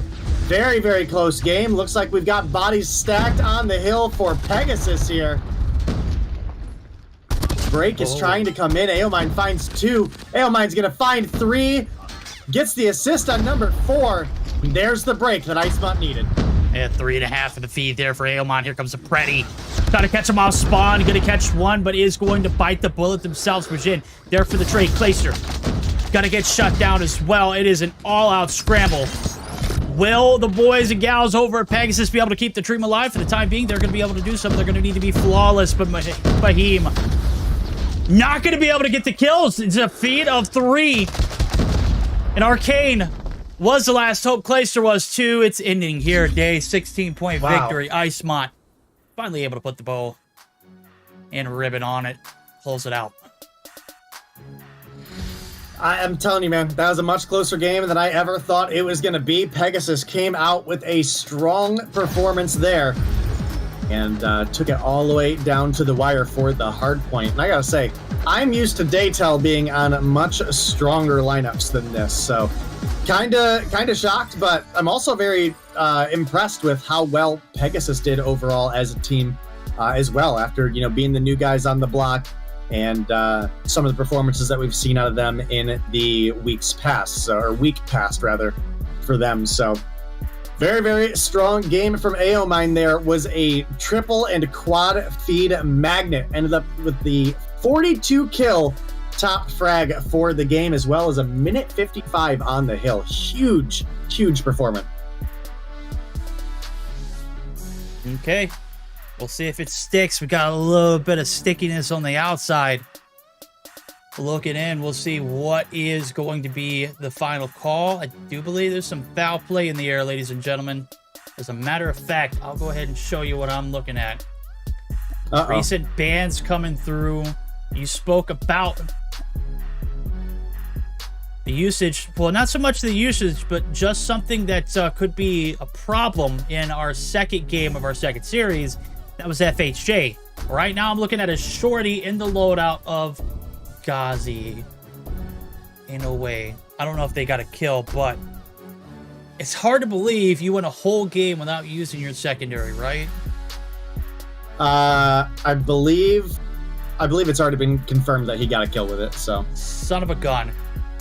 Pegasus gonna be able to take the game 1 victory, even though Iceman took the game 250 to 134 or 234. 134. It was closer than that, Verdict. Come on.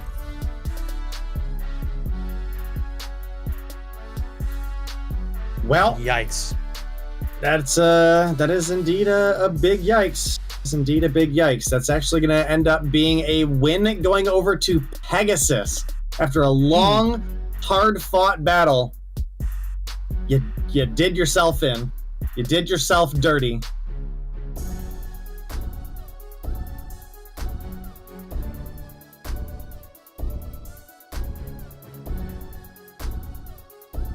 All right, well. Okay. We're getting ready for it. Search and destroy firing range. Well, we don't have an official review. Figure that out. Just we'll yet. let the admins figure that out. I ain't trying to figure it out. Not our business. Yeah, I'm not either. I'm trying to go to the beach with Verdict. We're trying to go to the beach, chat. We don't care about the DQs. I'm gonna be honest with you. That one, we'll serve it up justice later. Figure it out what's gonna come of it. Nonetheless,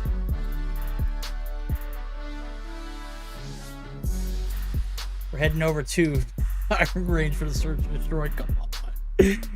For the time being, the point is going to remain in Mont's favor. So we made a predetermined call based off what we were reading in chat. It was not accurate yet. We'll get the accurate announcement as soon as possible. But it's not going to prevent us from jumping right into the action. Search and destroy, as we mentioned already, firing range. This one could very well end here, pending the ruling. We'll see. As it's possible. Oh boy. Tell me about it. Yeah. No, I thought that was only a Latham thing.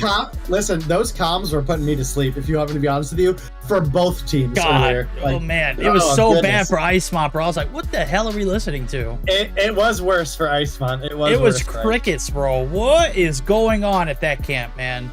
Fahim, I didn't hear you one time, buddy. Not once. Jay's finally in the VC. I didn't hear him all first game either. Come on, bro. We need to get on the AOPJ. You know how Jay is, bro. He's an OG. I love him. Love him. Love him, love him, love him.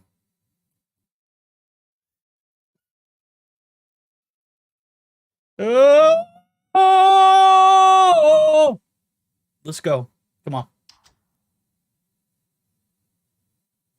I'm not trying to sweep this one under the rug, chat. I'm just trying to move on. Oh my god!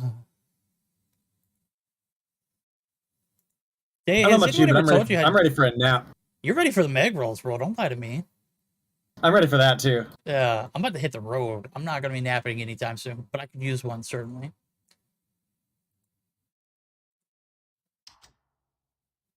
Oh, my God. Jay said he's going to sleep, too, bro. Those comms put him to bed.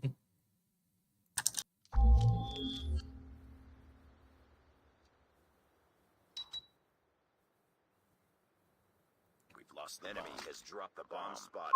Alrighty, this one gonna come back down to an instant replay that we will have to watch after the search and destroy. We're gonna go ahead and move on. We're not gonna waste anybody's time. We're gonna go ahead and jump into the action, ladies and gentlemen. Game on number 2. Technically a 1-0 lead in favor of the boys over on the attacking side. It's Iceman with the advantage. We'll see if they can keep it. Literally and metaphorically. And literally again. All right, well. Could possibly be over in 2, depending on what the call comes from earlier. Could possibly be seeing a game 3, depending on how this goes and how that call goes. Right now, Fahim, bomb in hand, is pushed up into wood. And it honestly looks like a lot of respect out of Iceman for the skill of their opponents that they brought to that last matchup, because they are playing very, very passive, trying to wait for a sniper to possibly grab a pick. And... Come on, do something crazy. Let's go. Yeah, It's the shoulder road. This has just been a very slow It's been a series. whole damn minute. We ain't got a single shot fired. Finally. Go to top side. It's AO mine. You said it was a 1, 2, 3-piece magnet. Well, first piece done. Looking for the second. Nobody in 10. Surely there are people inside of trailer. You saw them crawling on our screen. AO mine doesn't know it just yet. Detail is about to know. Here comes the hit. Ghazi good for 1. Ghazi good for 2. They're going to get the bomb plant down. Yours, Arcane, now on the back burners of a 2v4. This one, might be going quick. Close your eyes, blink them. This round is over, but Arcane able to find 2. Yours has got 1 cornered up top as well. And this one, not done yet. All right, well, Arcane going to be last alive here for the side of Pegasus. He's up against Majin and Aomine. Bomb is planted. He's got 20 seconds to work with, and, well, he rotates right in front. Yo, homie got kind of crapped on there. Yeah, he did. Got absolutely drenched. Oh, goodness. Oh, goodness. We are in shambles right now, Day. Who was that just got fried? I believe that was AO mine. Was it? Oh my goodness. Oh, bro. Yikes. That was rough. That was rough. Brutal. Fortunately, the team is there for the follow-up. Yeah. Man, that was like that wasn't just getting crapped on. That was like the Jack A stun in the slingshot porta potty. That's terrible. Oh, cheeky little angles there, Fahim says. Goodness. I respect your game, but I'll send you to the next round. Flick. Does have the head he chopped off there. Fahim gonna get dropped. And certainly, he had 1 cheeky angle cover, but you did not have the other. From the backside, Meshen able to find 1 Flick. Can't get any more. Arcane, the last hope. Let's see what kind of miracles he has up his sleeves. He's got a DOQ Holiday skin, and Verdict is ready to go on Holiday himself. Let's see if we can wrap this one up. Ghazi sticks to bomb plant. Gets the rotation. Gets the read. Gets the shots. He's in container. They're going to be looking from the front, and surely he is still there. We'll see Arcane buckle up for a hit now as it's got to come. 28 seconds. This bomb is going to go boom. Will he be able to see it? The headshot. Yikes. Hey, oh my God. Dumpstered again? Yo, this Ghazi. What are you? Okay. I was about to say, where is he at, right? Ghazi's looking everywhere, bro. Turns and burns on him. Not a headshot to be found there again. Back to back. AO mine. Back-to-back rounds. He gets pooped on. Listen, I gotta say Arcane's aim with the Deagle, pretty solid, all right?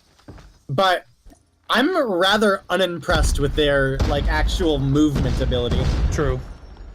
Is that a reasonable statement? Well, I mean, there are some players who refuse to learn movement. Tech is one of those players. He'll tell you he has the worst movement in the game, but his accuracy, 10-fold But Tech will tell you better. he's the worst player in the game. Yeah, but his movement is kind of cheeks, though. I don't know if you've ever watched him. His movement's not it. Yeah. His awareness is there. His aim, oh my God, best of the game. I don't know if you've got any better. Tracking, tracing, ability to read a map. But if you're going to have crappy movement, you've got to have superior aim. And I guess that kind of go hands in hand. You said the Deagle shots were crispy. The headshot definitely came through one tap. All it takes is with the Deagle up close, that close and personal. But he can work some numbers there with the DLQ too as well. I remember from last week, or maybe it was Tuesday. Tuesday in it. No, Tuesday where we saw him get like a 1v4. That was nasty. All right, well, we'll see if he can get some more on the board here. Right now, we're looking at a 3v3 with the 2-0 lead in favor of Mont. Majin going to drop down, takes down Arcane there. It's going to give the advantage in favor of Iceman. With only 20 seconds left on the clock, or 20 seconds or so left on the clock. But, oh my goodness, Majin's in Narnia. If Fahim would have lost one of those gunfights, that was a defuse. He didn't. He didn't lose it, though. He didn't. You're right. He didn't. Okay. Man, I don't know why Arcane I'm still going to call out terrible position. Oh, yeah. We'll call it for terrible position. That should have been a round chalked up, but it wasn't. They'll learn from the VOD, though. What I will say is Arcane, I don't know why he picked up that Holger, bro. That thing took forever to start going. You're much better off with the Deagle, bro. I think you would have had a better shot against Majin in the back line. Unless First Blood comes through, it's Flick. He's getting up close and personal. He's got a little bit of trailer control to go along with it as the players over on Iceman. They've got the bomb inside of the tower. Oh, Ghazi. If this one goes wrong, you're certainly not going to win this one flawlessly, right? All right, well, we'll have to see. Ghazi's going to get one onto Clayster. Yours is here for one for Daytel, and the kills are going back and forth, but Majin to get the better of the trades, going to neutralize that out to a 2 versus 2 bomb, not planted this time around, so going to have to make a play for one of these bomb sites. They've got time on the board. They've got about 1:05, and they've got Majin, who has been absolutely nuts so far this round with the Bison. Ghazi come through with 1K in hand, going to take him down. Now you can see the push up towards A is coming through, and this is going to be a free bomb plant coming in, and ideally a good defense coming through out of the side of Iceman. Okay. It hits on. Ghazi, man, I don't know how you stay alive. You hopped out of the tower and you gun Flick all in one motion. That can't happen, Flick. We're going to have to talk about that one later on. 30 seconds here for the retake. That bomb is going to go boom. Or Arcane is either going to kill both and get the defuse or drop. I'm sure one of those two things are going to happen. Yeah, he's going to get killed before that one even comes down to it. So, 4 rounds in a row. Iceman living up to their name, Icy, here in the Search or Destroy. No, their name's not Icy. That's another team. I forget about that again. My apologies. But Iceman living up to their name, Ice, is still in their veins, even though it is certainly hot here in the firing range. But Ghazi opened up at the first blood as well. Trailer's there. Flick gets good for one, but he's going to get traded out. This one coming down to a 2v2 real quick. All right, well, Ghazi, one of the 2 alive, along with Daytel up against Amo and Yorzia. Bomb plant does come through. Could be another aggressive round for the side of Iceman if they're able to pick off the kills here, but I mean, homies are right on top of each other. Gazi and Yorzia, yeah. Yeah. Oh, man. They were literally holding hands, They tell he's got 1 kill on board. And he is dead set on getting at least 1 before he gets dropped. He's taking significant damage, and here comes a collapse. No, he's dead. No, he's not. There goes the up close. Oh my goodness! God, Yorzia, if you would have got burned right there, bro, we would have made you uninstall the game. I would have made you taken off that sweaty CDL skin, too. That's the Cold War Classic right there. I mean... Looking like Blank Man. It wasn't even close. He didn't take a single bullet. Oh, okay. Yeah, just... Detel, you're not on today, are you? If he would have lived 1 shot, I'd have been on board with you, but it wasn't even close. So Clayster gonna open up with 1 on Fahim. Definitely a big pick onto Majin there, but Flick, how'd you take yourself out? Stuck himself, I don't know. Amo be That's there. Unfortunate. Able to find 1 in the feed there, too. Rather unfortunate, Flick. We'll see you next round, homie. That's perks of Search or Destroy, or should I say cons. You die, you're done. You'll love to see another round here, certainly. You'll love to see enough of this one. Yo, Daytel, bro, if you're going to just give the bomb over to the opponents, man, why don't you just do what Flick did earlier in the round? Just end it before it even starts. Damn, son. I don't know. I'm a little disappointed in Daytel right now. Flat out. This should be like, he should be like, realistically, the star of this roster, right? And that just has not been the case, so. A little bit rough for him, but we have switched sides. It's now going to be Iceman on the defense. We'll have to see how they're going to play it and how Pegasus are going to play their offense here. Very, very passive and casual round. Coming out of the side of Pegasus, she had multiples laying down inside of wood. Does look like maybe they're getting rid of the head jungle for B, and it's going to be Arcane picking up 1. Yeah, he finds the first. Compadre's laying in wood. He's laying down wood right inside the trailer site. There it goes. He's got a 2-piece. And he's holding this team hostage. They can't even make a move. A site now is the players going to start funneling over here in a moment. Arcane doing God's work here in the flip. Aomine and Fahim, the last hopes, they combine for 7. That's not even, you know, the total. They combine for 7. Arcane has 7. He might have more after this round. We'll see this bomb go down. No. I mean, they're clearing trailer altogether. I kind of love it. But I'd also love to see you put a little bit of a speedy, you know, expedition onto this round. Go ahead and plant that bomb. Put the pressure on. 40 seconds here for the retake. All right, well. Definitely a big round so far for the side of Pegasus. Obviously, that bomb plant is huge for them. Aomine going to pop the corner, finds 1 onto Clayster. Nobody looking to push that, but Yorzia in the back might find a free one onto Fahim here in a second. No, Fahim spots him, but ends up getting the kill anyway. Almost falls this time around. Yeah, Aomine, 15 seconds, 4 kills and a defuse to make happen. Probably unlikely. Nice little quick scope there, but time is running out. Yeah, it's over.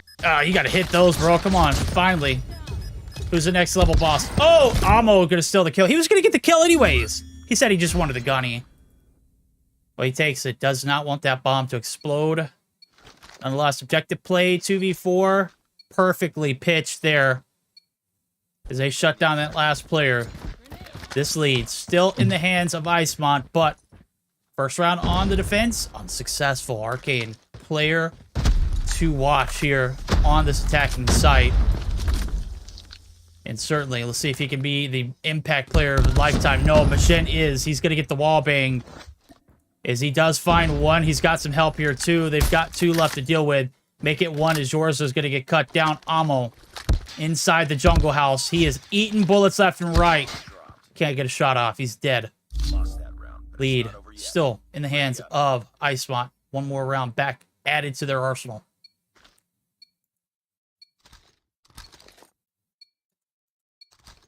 Destroy the objective. Bomb acquired. All right, well, this has turned out to be a more intense series than I ever thought it would, Verdict. And right now, Pegasus sitting down 2 rounds, but they've looked solid these past couple. It's like an aggressive push coming through. Flick's gonna gun down Gazi. Be a first blood in favor of Pegasus, and they're gonna get a free bomb plant once again. Yorzia looking for the kill onto Fahim there. Couldn't quite get it. Fahim gonna gun him down.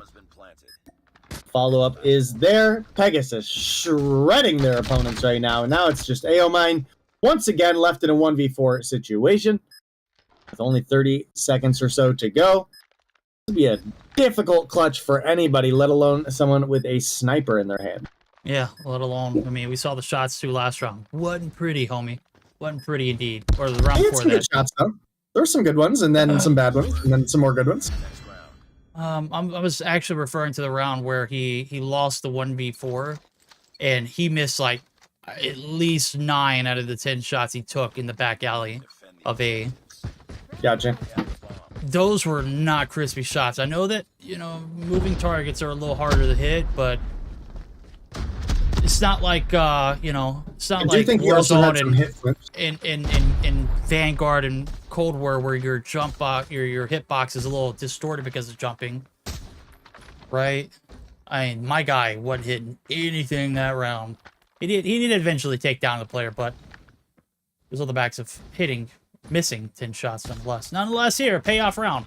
Been on board. No one's hit a shot yet. It is 5v5. 40 seconds into the round. Not a bit of progress for either team. This one dragging out to be a little bit of a decent matchup, but still dragging. Yeah, we might even get a third game out of it. Bro, I will choke you. Dang. But Ashley, how'd your stream go yesterday? I caught a little bit of it. I got a haircut and then I got tied up. It was all right. Just mostly hanging out. I was at home waiting on calls, so figured, screw it, I'll fill some time. I haven't streamed in a while, so I'll try to get back to it. So that's about all I have to say about that. I mean, it was just, I don't know, short stream. Short stream, okay. Well, I was hoping for a short stream here today. Doesn't look like it's the case. Like, able to get Flicks on 1, gets the 2-piece to tell. Only sitting on 3, just like that, you thought the player advantage. Well, it's right back in the hands of MT, Iceman. Mayhem reels back in for 1, and Flicks 2-piece. Gonna go unnoticed for here, as I didn't catch it on stream, but I did see the feed come through. Things escalating quickly now as Mayhem, he's got a double back. He's got fire coming through the back alley of this jungle site. Trigger display on point. He can't get a shot to land. Okay, there we go. Oh, Aomine for 1. He's there for the second. We are on match point. All right, well, search and destroy could all end this round. Majin has been putting in mad work for the side of Iceman, but Flick has been doing pretty solid on the side of Pegasus here as well. Daytel and Fahim struggling a fair bit behind, along with Clayster. No chat, that is not the real Clayster who gets gunned down by Ghazi. The 1-for-1 trade. The information. Flick's gonna find another, takes down Daytel. I think at this point we're about expecting that trade-off, but the 4-3 advantage in favor of Pegasus right now. You can see Amo has the bomb in hand, but they're hesitant, even with the player advantage, to push up to the bomb site. It's going to allow time for Majin to rotate from behind, takes down Yorzia. Now we're back in a 3v3 situation, because I honestly just think Pegasus played a little too safe there. Oh no, lack of commitment going to be their downfall. Mayhem out for blood. He wants the last 3. He's going to get 1, but is going to get dusted. Arcade now inside the showers. It has been a very, very hot performance from everybody today. He's going to have to cool down the hit, certainly by the come through. Bomb's being held hostage. They don't know where he's at. I think the last bit of comm information, Aomine wants to get the hit here inside. And Fahim, he just wants to get the positioning. Look, he's got the top side control. Aomine, though, looking for the wall bangs? Okay, you're cheeky, buddy. Oh! Finishes it out big time. Game, set, match. And just to give a little bit more context behind it. Game 1, what? No DQ. We overspoke. We got a little too zesty. We got too big for our britches. The 2-0 sweep going in favor of Iceman.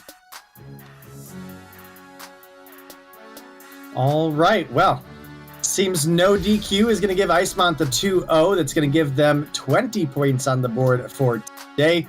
However, it will matter little in the grand scheme of the season. As again, guys, we're down to our final couple days here for the European broadcast, and the points just aren't there for Iceman. They are in last place with 0 leading up until today, and they're going to be up at 20 now. So they do surpass Pegasus.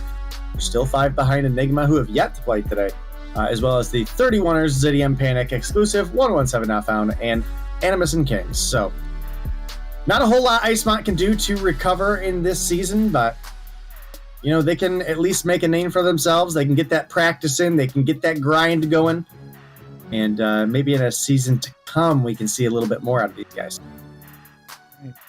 You heard it here from Day. Iceman series wrapped up, 7-4, clean sweep across the board. We'll take it back to the hostess. Talk to us, Deanna. We don't care how loud you are. We just need to hear that voice. Hi. I'm not as loud anymore because I'm very tired. I Damn you, can't. Day. Why do you put that kind of pressure on her? You know she's Listen, a fragile flower. She was hurting me. I don't know. You're hurting us. We can't see you, bro. You're literally in the dark. Turn a light on or something. There. Oh my god, bro. It literally looked like you flicked the light on. That's crazy. That's you funny. mean, does this look like I flicked it off? I can Yes, it did. confirm or deny. Yeah. Oh, this guy's doing magic tricks behind the stage. Damn. Something like that. Teach me some. Yeah, Day. What's that? I need some magic for myself right now. Magic? Oh, I like God, I wish. Oh my goodness. Yes, I wish that too. Listen, but, you know, I was not good in school. Okay, I had other priorities. I was not a good student. I was not a good kid. I bet you I knew who was a great student. It was Deanna. Deanna was a great student and a great kid, I bet. I'm sure. I had an attitude problem. I was smart, but I never applied myself. School was not I'll tell you right now, if I was going to Hogwarts, I wouldn't miss a single assignment. No, I was. You missed a train kid. though. Bro, give me more herbology homework, please. Okay. All right.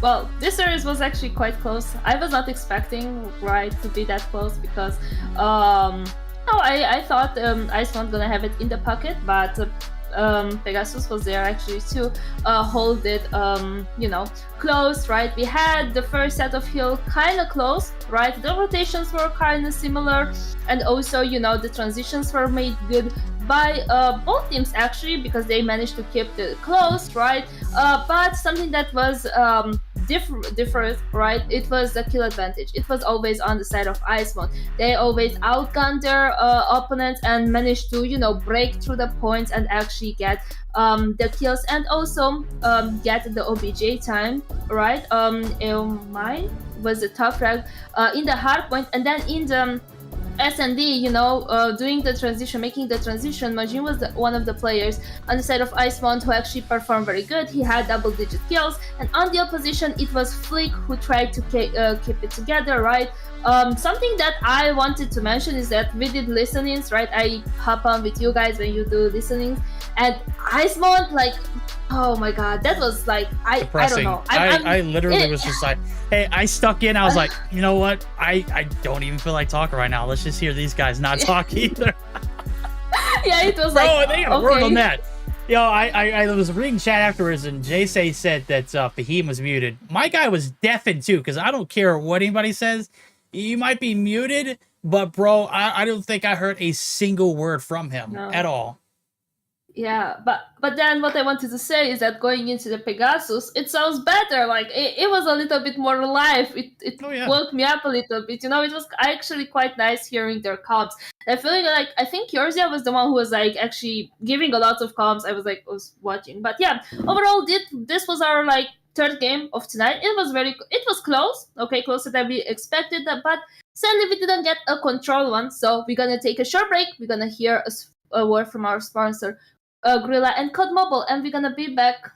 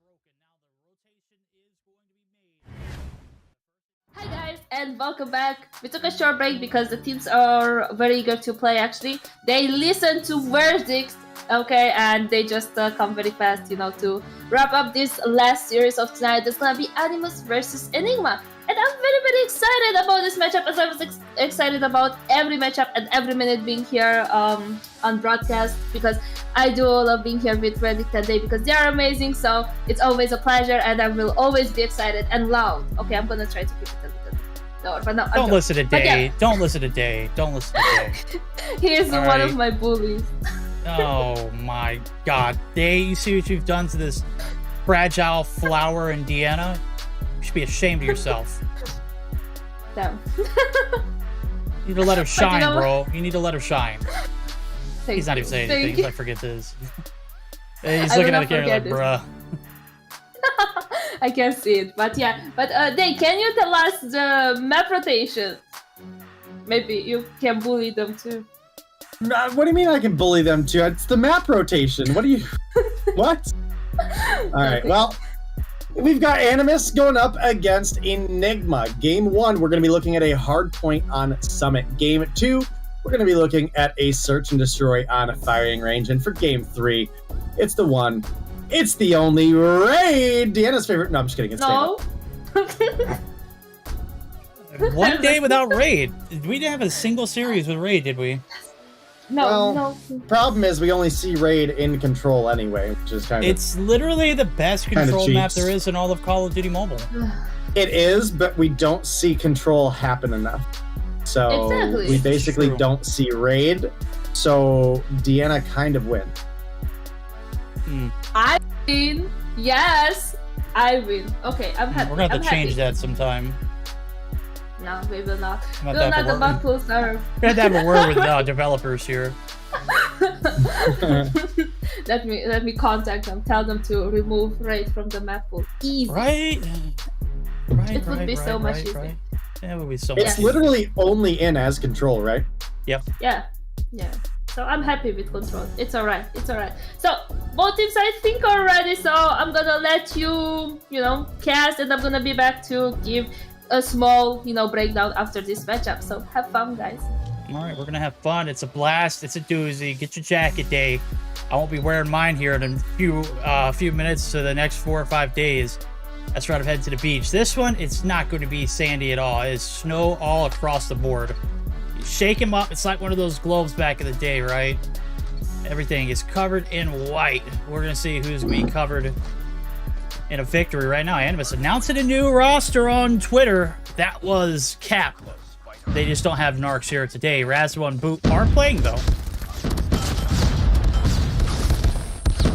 All right, well. Summit is opened up and underway. There was maybe a little bit of a troll tweet from Animus, but I think they had another one out there that was very serious. And that was in response to the Mobile Mayhem tweet of the game coming up, asking if Enigma would be able to take a game off. They promptly responded with Spider-Man holding up a no sign. So we'll have to see if they're able to keep that together. Or if Enigma will be able to take a map. Certainly going to be a difficult one. Animus, certainly one of the top teams in all of Europe. Enigma got a lot to prove here for themselves. Look like we've got about a tie game right now with the remaining trickle going through for the side of Animus currently. But some kills coming through solid for the side of Enigma as Etsy, who has been frying for this team, is all the way up on 7 already. All the way up! Yeah, certainly. All the way up indeed now as we see rotations over to P2. We are dead even for the time being. Etsy not going to be able to hop the hill. Is going to hop for some top control and is going to bank on Enigma players to get there. The advantage slightly in favor of nobody as it's gone back and forth. Tied yet again. It is a spicy one. These boys and gals want blood. And by damn it, they're going to find it right now. Everyone just on an all-out extended TDM at the moment. Drari, he's got 8 on the left-hand side of his screen. He's leading the pack there, but it's been Etsy who has been coming through in peak form lately. Looking pretty damn good with 9-2 as well. Now, the rotation over to Nuke. 20 seconds left to go here in Scrap. We're going to catch some players off guard. Etsy trying to get the rotation down. They're going to go ahead and abandon the hill. They're going to leave Gone in charge of it. Let's see what they can do.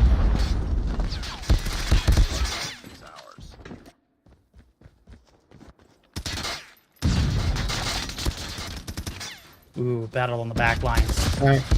Well, Enigma is trying to make Animus eat their words right now. A 6-point lead in their favor, as well as bodies on the hill for next. And this is obviously the money of this hill, but Shark is here. Good for one before Gong takes him down. Etsy, the flank through the back, gonna find an extra one, possibly stealing those spawns away, but Shark gonna push on up here, gonna get that kill. It does look like the spawns have been acquired for the side of Animus, who are also feet on the hill, racking up some points.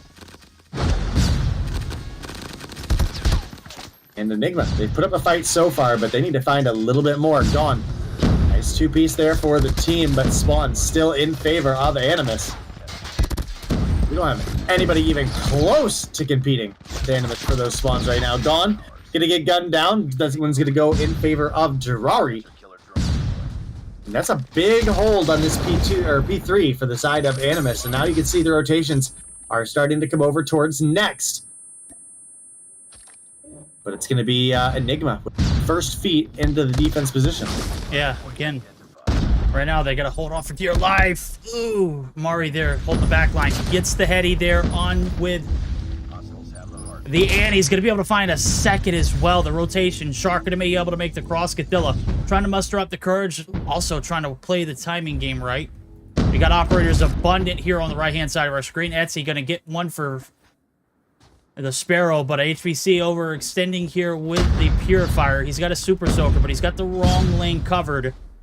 And surely enough, he's going to get back on track. It is going to go for waste. He is going to follow it up with a gunny, but it's only going to be for a half a kill. And sure enough, Cathilla able to stand strong. The break coming through early. Ball out into play for Gone. Let's see what he can do with it. He can't get but one. Drari, though, he's the last hope here for Animus. Oh my god, there's no way you stay alive. Braswell there for the trades. And certainly a scrappy T4 indeed. All right, well, this has been a much closer game than I thought it would be, but we also know that Animus excel when it comes to the search and destroy, so we'll be on the lookout for that when we get there. Does look like we have Boot filling in today. And having a okay performance, 10 kills on the board, nothing too special, but does look like Etsy is here to fry, tied up with Gathilia for kills, 19 apiece. No streaks available for either team currently, Verdict, but we do have 2 operators charged and ready to go for the side of Animus. They're also about to have the Annihilator, and everybody else in the lobby is sitting on about half, so should have some operator control coming through for the side of Animus here shortly, and that could give them a big edge on a P2. Ooh, Etsy has just been the player to watch if you're a Enigma fan, but it's been all Animus in the feed. It's been all Animus with the operators. Here comes Boot. He's getting involved with his 11th there as the break comes through. Gadilla has been clutch. Drari burns and Annie does have a Preddy to work with. And no harm, no foul certainly there as the lead. Starting to get a little out of hand. Let's go ahead and jump in and see how Animus sounds now. They may not be the same Animus of seasons past, but we've got to think this team's still very dominant in under pressure scenarios. Dead. Nice. Un bottom low, bottom low. Peut-être green bot. Con. P3 les gars, P3. Full con les gars. Un Purifier on site, il est low, il est low. P3 il va prendre les spawns, back green. J'y vais spawn. Ah, c'est low, j'ai besoin de tilt. Ouais. Un catwalk, ça push le point les gars. Nice, super, allez focus side. J'ai le con. Faites gaffe top. T'as le con Shark, je regarde con Shark, va top. Bottom dis-le les gars. Deux bottom. J'arrive boot. Un top dead. Encore un boot, fais gaffe. Encore low. Deux clos Shark. Side, 2 dead. Encore. Un dernier les gars. On perd les spawns les gars pour le prochain, fais gaffe. Un clos, P2 clos. Ok. J'arrive point. Clos on site. Je push le con. Vas-y, allez green, j'ai le point. Tu lâches Shark. Dis-moi. Vas-y, GG, go.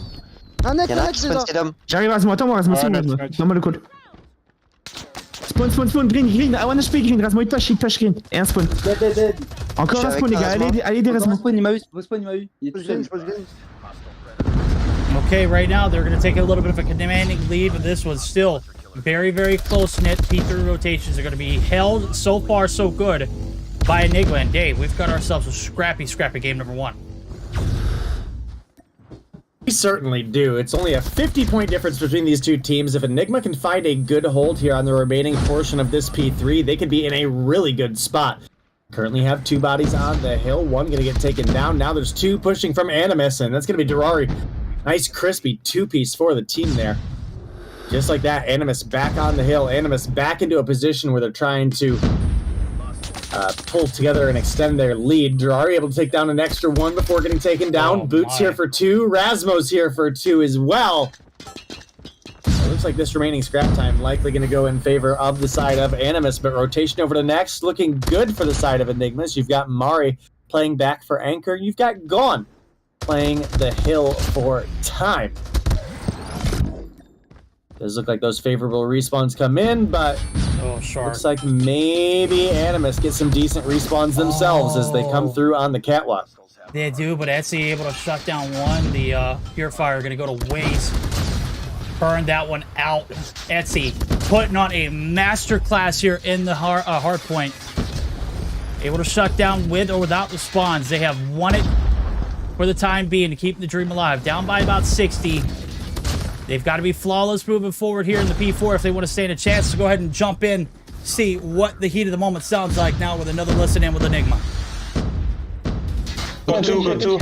Only one time, Mario. Only one time, Mario. Two next. One stop. One container. Top. Go next. Top. Hold. One computer dead. One snowy. One shot. Two computer. Old one top behind the stairs. Iceman Zidium. No, there's 2. Top jump down. One computer. Iceman con. One is stairs. One shot. One con stairs. On top in Fury. Kill the top low. Oh boy, they have been bed into the blender. The comms there are rock solid, but my god, the gunnies not coming out to play. See a blue. What feels like for an eternity, Sekou finally going to be able to switch it up and get one on the board. He gets gunned down in cold blood immediately after. Everything perfected here in the P1 reset. Animus looking to put this one away. It looks like they might be able to close it out here in this one. Oh my god, nobody able to get on board. And again, they are hemorrhaging. Enigma getting shut out here on the reset. Yeah, Rasmo went on a pretty big streak there as well. Ended up working up full streaks, including an EMP if they were to need it for something.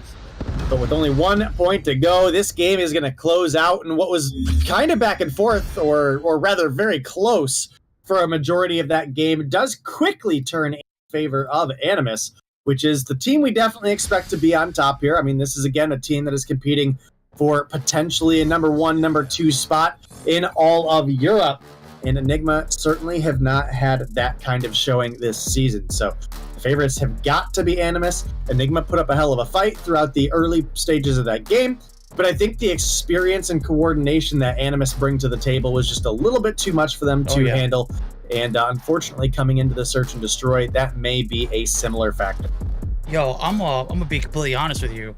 The P4 ending, rolling into the P1 reset, it was all Animus in the feed. I looked at the left-hand side of the screen. There was at least, I want to say there was only about 3 or 4 kills that were traded out on the backs of like at least 20 to 30 in the feed at one given point. Yikes. That is a bad way to end the game. They get brutalized there on the P1 reset. And Gathilla leads the pack with 39 and 1:06 on the clock. 38 and 24 for Rasmo. Absolutely frying as well with 30 seconds. Drari, big man himself, coming through with 1:24. Everybody getting on the hill, everybody getting kills, everybody handling business. Animus, not the same team that we're used to. Still very similar results. All right, well, I think no surprise Gathelia came through with the MVP during that hard point. He was an absolute madman for the side of Animus. Put up some hill time, put up a bunch of kills, believe top frag for the lobby. Now here we go into the search and destroy. I gotta say, this is likely to be a interesting one. Looks like we've got possibly Erasmo and Durari maybe returning to the snipes. We've seen him on the Bison a lot, actually, the past couple weeks of performances, right? Yeah, we have. It's only because Narcs was in the mix. Right now, Narcs is on a 10-year ban, bro, and I don't see it getting lifted anytime soon. Again, all the problems in the world. If you have anything to say about it, go on to the Twitter feed where Sylvia kind of posted it and let you all know that if you have Android 13, do not go back to Android 12. There could be some World of Hurt problems right now. World of Hurt problems being felt here for Animus. They are not starting strong here on the defense. Enigma able to find the weakness in the kinks in the armor. And able to get the rotation over. Durari not going to be able to land the shot that needs. Coming through. Here comes the machete. Gotta get the shot in. Oh my god, almost finds a second. HBC can't stand still. Shark able to get the trade, but Mari all over it. 1 round in. A bloodbath going in favor. The team that couldn't get a kill towards the end of that one on the hard point. Enigma striking early. All right, well, Enigma. First round on the board against a very strong search and destroy team in the likes of Animus. But Animus, they're also playing with a couple subs in right now, or a couple roster changes right now. So boot, nice little wallbang onto Gone there is actually kind of huge. It's going to be 2 opening picks for the side of Animus. Shark's going to make it 3. Nice little headshot with the Deeg. Now looking at a 4v2 bomb in the hands of HBC, but what kind of play do you make here? Gotta say, I do love this MP5 skin. QQ9, sorry. Wrong game. Oh, wrong game. A QQ9, MP5, Lockman sub, whatever you want to call it. I don't think anybody calls it a Lockman sub. Oh, HBC. I didn't recognize your game there, buddy. Oh! The 1v2 clutch. The QQ9 out the play. This one. You gotta step away from. Oh, do your thing. Do your thing. Very, very, very crispy shots to 45 round. Mag coming into full play. Animus playing with their food here in the search or destroy. Get handed a bit of a butt whooping there in that round. Could have never pushed that one. It was a 2v4 butcher. And wrecked in and railed in there from Enigma. Sekou able to get the trade there. Sharks dropped 1 for 1. Action over at B. Animus are right here with numbers to prevent this bomb plant from going down. Got Cathilla on the backside too if they do try to escape. Here comes the hit. Bad timing if I've ever seen it. That's going to open up the floodgates back into the spawn site. We see bomb carrier going to be Sekou. They want to get the read here onto the A site. They've got an open lane if they choose to do so, but they've got Boot right here straddling the head glitch. There goes the smoke. The reposition out of Boot. He is slowly but surely trying to get the advantage back under wraps. Gets a little bit too zealous with the push. Pays the price. Sekou able to shut him down. Mari holding on the backline bomb. Certainly about to go down. The rotation for Rasmo. Thinks he gets it for free. Almost did. But doubles back and gets dumpstered. Bomb down, Durari. Got a 1v3 on his hands. 40 seconds left to go here for this one. It is not looking good in the opening few rounds here for Animus. Let's see what he can do. Gets one. Inside the trailers, one more. Sekou gonna hop out. And from the back, it's Mari. Still holding that back line. Gets the shots in the land. 3 rounds. Rock solid for Enigma. Enemy has dropped the bomb. Bomb spotted. Destroy the objective. All right. 3 more rounds left to go here on the attack. All is well here on the right-hand side of our screen. Enigma giving an Animus the business so far here in the search and destroy. Cathilla yet to get involved in this one at all. And Mari already sitting on 7. He is flirting with double digits right now. 3 away from doing so. Got sights on 1. Cathilla gonna just lay it down in the trailer and play it cool. Let's see what he can do now as the setup. Looks like it might come through. Cathilla gonna be ousto and he's gonna be forced out to the back door. As that nade shot almost gets him done. Impeccable timing there for him to get out of harm's way. Mari's still straddling here in the back alley. Looking for a hit over towards that bomb site. Nobody home just yet. Rasmo opened up with the first blood. Reed is going to be down, and the bomb is going to be collected. And just like that, they're going to go ahead and settle up for a B-side hit. Shark is surely here. And the only player to hold off the push if it does come through. Jar able to find the third. And what looks to be a round that shouldn't be butchered here. We saw a 4v2 go in shambles for Animus earlier. They cannot make that same mistake here. They cannot indeed. The Animus are struggling here in this search and destroy currently verdict. Oh my goodness, HBC is having one heck of a game for himself right now. Not something we see a ton out of him. He's had some pretty hit or miss seasons in the past, but right now against one of the stronger search and destroy teams, doing pretty solid along with Mare as well. But now it looks like Animus might be in a position to get their first round on the board. It's a 1v2 gone versus Durari and Rasmo.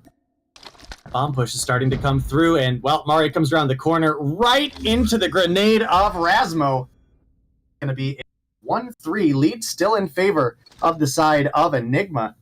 Animus, you guys were a little bit cocky there on Twitter with the no gif. Better not drop a search, one of your better modes, to Enigma. All right. Well, not that it matters for anything. You can see it on your screen. That is a Leggy grenade. Rasmo throwing officially. We won't make the. Is it really? Yeah. Look, we saw it, bro. I saw didn't it in even the second round, man. I didn't want to see it, and then I saw it, and then now I can't unsee it now. Everything here is just for practice. It's still pretty hectic one. Very dominant start. As a matter of fact, Animus didn't look like they were going to get really on board or, jump started here in the search and destroy. The rounds just thrown left to right. Rasmo wrapping it up.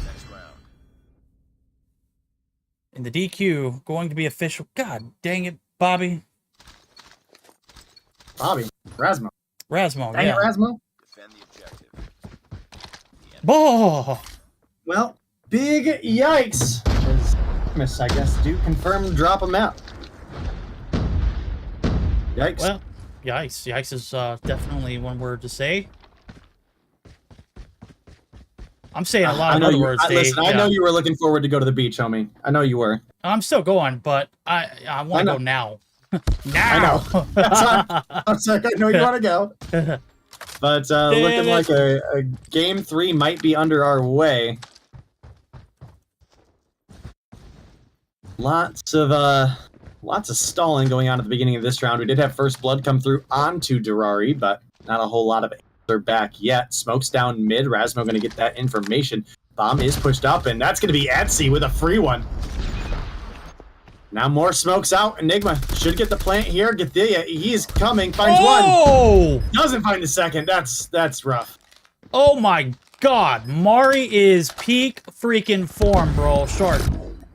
In the waters, he is a lethal one. Let's see what he can do with a sniper. Cross has been made. Seiku on a mission to shut him down. Shark up for the 1v4. Mari, like I said, he is magnificent here in this search and destroy. Etsy has been magnificent all season long. Of course, they get the rotational kill. 4-2 as we flip sides. And even if the DQ didn't come through, Enigma giving Animus, again, the business into this search and destroy. Enigma had been performing beyond admirably here in search. And again, Mari, 8 kills on the board, been an absolute menace, along with HBC, who actually was able to clutch up a couple rounds for the team. Durari, aggressive push, gets gunned down. Known gone was there. Mari, he's not done. He finds Boot to fill the feed as well. 2 for none. Etsy might drop here, but the kills just keep coming through for Enigma. The 2 for 4, and now Shark in a 1v3 situation. He's going to find the first. Now he's kind of on the run, but bomb is down, and the side of Enigma know that, so they can just camp it out and play their defense. Yeah, and what I will say is, in clutch situations this game, I have not seen Animus put it away. Obviously, we saw a 4v2 that they had the player advantage in, completely butchered in the first few rounds. Right now, Shark, back-to-back 1v something scenarios. As we flip sides, this bomb is certainly down over at A. And Mari and Gone not going anywhere. They're going to hold down the trailer. They got crossfire angles, just waiting for the hit to come through. As soon as that sit rep goes live, hey, he's here. Certainly, he's not going to collect the bomb first. He's going to go for the smoke. He's going to find the gunny. Going. Going to reach out. Oh, my God. You should not have done that, young one.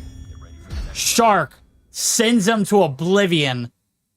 Banishes him from the realms of firing range. And my God, Shark, a 1v3 clutch. Finally, challenging the odds here against Enigma. Definitely a must-have play for Shark there, but Mari able to open up that wallbang headshot, taking down Rasmo early, and Rasmo has been a big threat, so it's a huge pick. Durari ends up picking up 2, but Shark now taken down.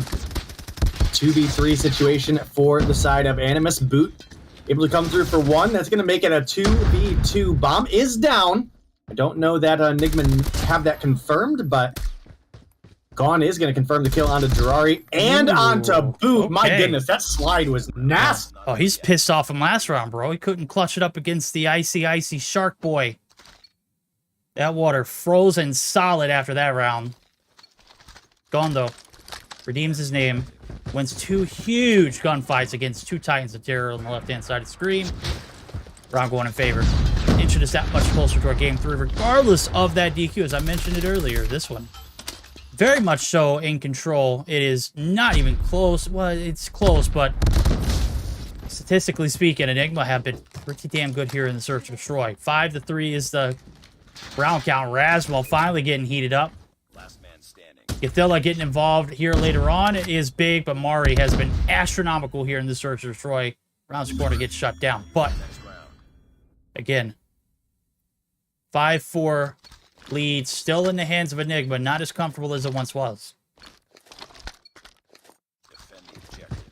Well, you got to keep in mind that we did have that legendary nade used as well, so Enigma, they're putting up a heck of a fight, but they do have that safety net. I actually don't know if they even know it yet, so hard to say right now, but right now, no first blood this time around.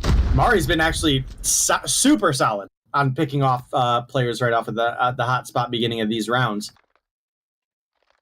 And now it's only 1 round that separate the 2. Oh. Durari this time going to open up with 1 onto Etsy. Etsy hasn't been as big of a threat this game, but so far this season, Etsy has been one of the biggest threats on Enigma. So anytime you're able to take him down, that's got to be a feels-good moment for you. And especially with no trade involved. Sekou, I believe I see a KRM in hand. Sure enough, there it is. Not something you see a ton of, but it could work, especially for where he's playing it. Okay, well, he's ratted out there. It pays off. Gets the secondary of a DLQ Lotus Flames as well. And he's hitting the hills. Trades on the back end, though. Mari. Oh, my God. I didn't catch it, but I see it in the feed. Boot and Durari victims. And 14 have been acquired so far. Just another notch under his belt, he says. And that belt, I mean, that has got to be designer, man. You got plenty of stage 5 talent on the left-hand side of your screen. Literally, anybody and everybody on that team has been there, done that. Shark did it in 2021, got banned afterwards so well. He's got 10 on board. Let's see what Mari can do now. You throw hands, you certainly will be catching some bans. I ain't trying to throw no shade, Shark. Just trying to be realistic. Bomb's been landed over here at the A site. Mari trying to itch and scratch here into the trailer. Doesn't catch eyes onto anybody inside it. He sends Sekou. Clean it out. No, Gothilla reads it like a book. Mari gonna have to be forced out. Does find one, can't find the other. And just like that, we are tied up. They banned all legendary utilities, chat. All of them. Correct.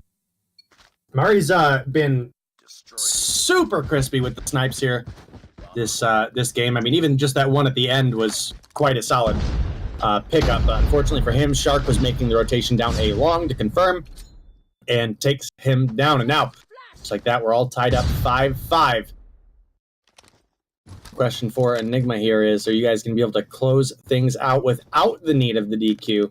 They've been looking hot during the Search and Destroy, but these last couple rounds have definitely been looking solid for the side of Animus as well. Gathelia finds one onto Gone. It's a big advantage. All right, looking for some snipes here. Gonna find it. I mean, man, the shots have been so good. Etsy gonna find Rasmo as well. Mari might be looking for another wallbang here. Not gonna get it as player drops down. Dry finds one. Shark for another. Now we're looking at a 2v2, and it's 2 snipers versus 2 subs. Like the B plant is imminent. Because of the positioning of those kills, there's no information that they're at B. Mari, gonna hear the smoke. Grenade is out. Not gonna find anybody. And now there's 38 seconds on the clock. Enigma, can you guys clutch this one up against Durari and Shark, who combined for 20? Etsy and Mari combined for 21. Very, very even matchup right now. Yeah, very even. Oh, man. Mari's the big carry. He's out. He is being clinical here in this Search or Destroy. 16 across his name. Shark gets lined up. Etsy can't find the shot. Durari with the slide peek. We are on map point. Regardless of the outcome, though, the ledge you need, we've already seen it. It's not a mystery. This one is certainly going to a game 3. And you can hear the disappointment in my voice. It's not just because we see the DQ, but it's because I want to go to the beach. And I'm just whining, but I appreciate this one for what it is. Mari has been... Oh, my God! Just feed the man, why don't you, Animus? Finally shut down. Gathela finds 2, but it is a ace for this one that is needed. Bomb in his hand. He's going to have to make a push here momentarily. Etsy, going to hand him the kill. HBC inside. Doesn't know what he's looking at. Gathela is cracked, but he's not good enough for the ace. It is the 6-6 overtime bound. You must win by 2. And it is only right that the last series of the day goes the distance in both the Search or Destroy and in the map count.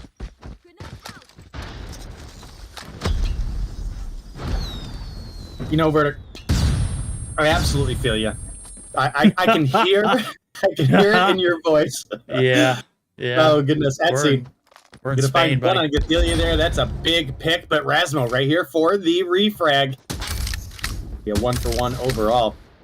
I don't know enough about the legendary utilities to... Is there like a genuine reason that they're banned, or... The legendary flash is literally pay to win. I know the legendary flash is like buku, but I mean, for the rest of it, I don't think for like the nade, I think it's just a blanket ban, so they don't have to worry about anything on the back end. That's just my general like outlook on it. I don't think nades have any beneficial factor to them. As a matter of fact, I don't think anybody's ever complained about a legendary nade in their life, other than the fact they look good, and if you get killed by one, you know, it's just, you got killed by a nade, bro. It's nothing more than nothing less. Oh, Rasmo. So there's not something like actually broken with the legendary nade that like not at all gives it double blast radius or something. No. Okay, I was just checking. I knew the flash. Listen, as soon as that legendary flash dropped, that was everyone's complaint. There was the whole thing about tactician with it, and oh my goodness, trust me, I remember. But Durari now in a 1v1 with Seku. Keep in mind, guys, we are overtime. You got to win by 2. The CBR as a secondary. Easy for Durari. With 12 kills on the board. It's going to be another round win for the side of Animus, unless if Durari's controller dies. Oh, they're milking the clock right now. Yeah. For anybody who maybe doesn't get that reference, I was playing at a LAN event at Toys R Us like 15 years ago, guys. And I was defusing a bomb, and I refused to actually plug into the console because I wanted to sit back further.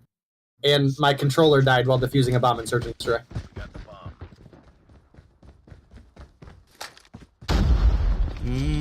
Okay. Try to be a fair sport about this one. B-side hit now. Seku, the only one there, laser. What else has been seen here in this one? Here comes the hit. Oh, they clear him out. Etsy there for a trade, though. Able to find 2. Heating up here in the Search and Destroy. Gets a toe tap on another boot. manages to stay alive by the lace of his boots, indeed.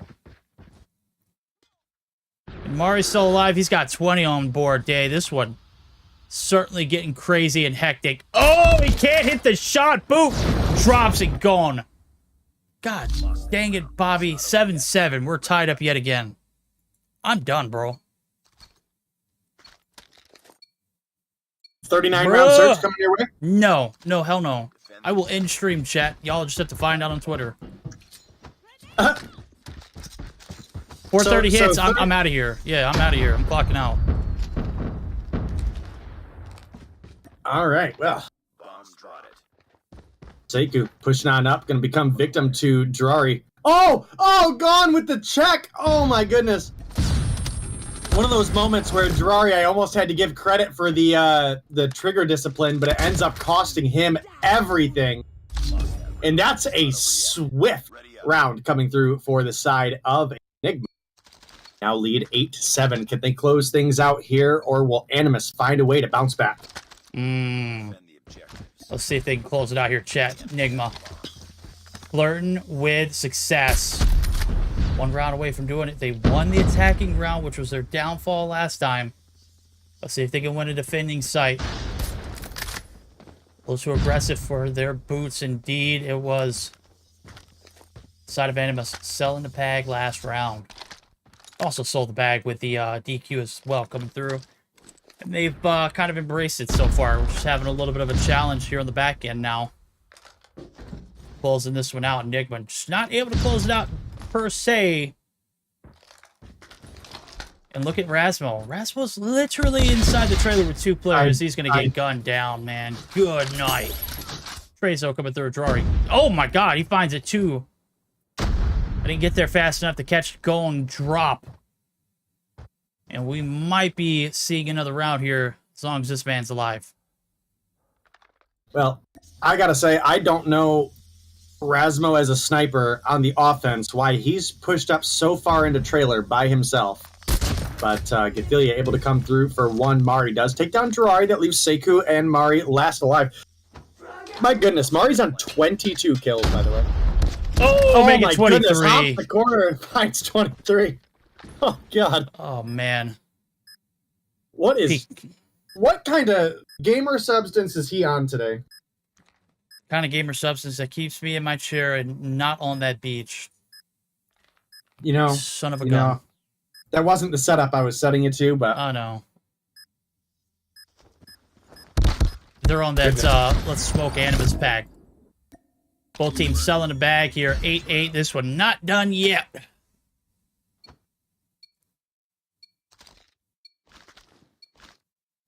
So what happens if this goes past 4:30? I'm done, dude. I'm heading out. I'm out of here. I'm gone. Adios and vaya con Dios. See y'all next week. I mean,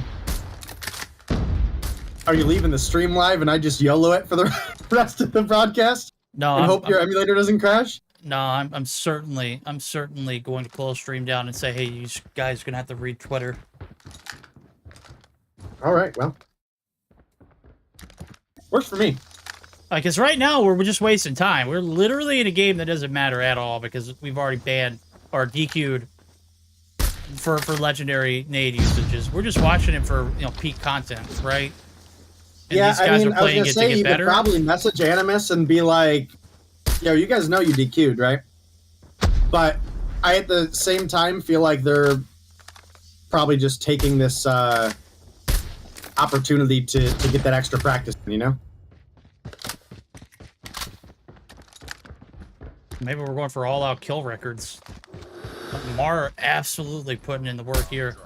Sitting on 24. Peak shots. Can't hit the peak shot there on one, though. And Jirari going to do it right in front of your face. Gatella on a rampage as well. Gone. Last player alive. His location's already been known and ousted. And Boot going to seal the deal with a shot there. Advantage on the left-hand side of the screen. In favor of Animus. Can they shut this down? Well, we all know you're praying for it, Verdict, so I'm going to pray for it with you here. Animus, come on now. I hyped you guys up about how good you are in Search and Destroy. You got to come through and win this one, even if you really lost. All you gotta do is find one more round. HBC somehow alive. That could be the one that got away. A grenade goes off, and Mari able to get Celia down to one shot. Etsy picks Rasmo off the heady there. It's gonna be first blood. Got a whole bunch of Enigma starting to rotate towards the Viper's nest. Mari gonna find one, but Durari Gathelia answer back for two. That's gonna bring it down to a 3v3. Shark takes down Seku, and with HBC and Etsy left alive. Oh my. Just Etsy. Yeah, this one looks like it is finally coming to an end. There we go, chat. Pogs in the building. Let's go ahead, put it in there. Technically speaking, the DQ does ruin Animus' 2-0, but a very hard-fought battle in the Search and Destroy leads us to a Game 3 control. 10-8 legendary equipment utilized here in a very, very lengthy Search and Destroy. 10-8 victory, gonna go down the drain on the backs of a legendary nade. I'm trying to think of what else I could say. I think that was it. 25 for Mari, though. Can we get this man some help? We went 18 rounds in, and you're telling me he picked up 25 and the closest to him was 11? Maybe ought to be a damn shame. That one was nasty. But he did enough to get his team the victory. Through the help of Rasmo. Proxy assistant. Is that what we're saying? As a matter of fact, I'm gonna go tweet Aaron right now.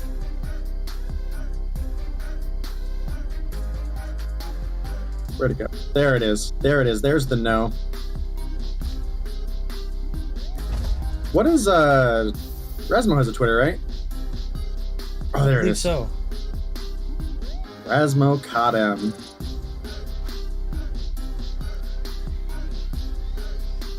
Frickin' got him, boys. Right. Well, a disastrous end to our Search and Destroy for the side of Animus. They fought long and hard for that victory, but obviously, as we mentioned earlier, we caught the legendary nade in 4K. Of course, all tacticals and lethals, legendary-wise, are banned. So, rather unfortunate. We are going to see a troll coming your guys' way, and I don't remember what map it was. Let's go look. Standoff. Standoff, that's right. We did talk about that.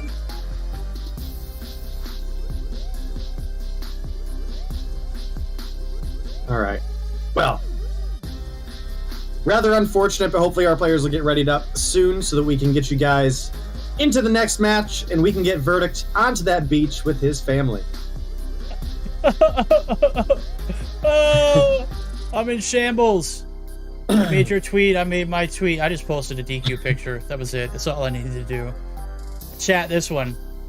Go in the distance. We've got 11 minutes on the clock. You better spam that start button. You guys better ready up. We're about to rock and roll here. This one is about to go down one way or another. I am finishing stream 30 minutes after the hour. Ain't no ifs, ands, buts about it. I told the wife I'd be done well before 4:30. At 3:30, and then we jump into this catastrophe, and lo and behold, shoot myself in the foot. Deanna says that nade is cute. Oh, goodness. But is cute worth being DQ'd, Deanna? That is the real question that we'll get an answer from you when we get back to the host desk after this control. If there's a host desk after this control, I don't know. Verdict might just click off. I mean, we're 11 minutes out. Someone better win this fast. Yeah, and I'm looking at the standings. If this one was like standings worthy, I would be a little bit more reluctant. But it has nothing, no impact, no vital impact on the scene at all. Like, this one is gonna go down in the books as a waste of time, basically, because Enigma hadn't put themselves in a position to be anywhere near a playoff run. As a matter of fact, they're not going to be anywhere near getting out of spawn either. This nasty spawn trap is starting early, and I mean, we might have used the legendary equipment. Right now, they're putting up a legendary front.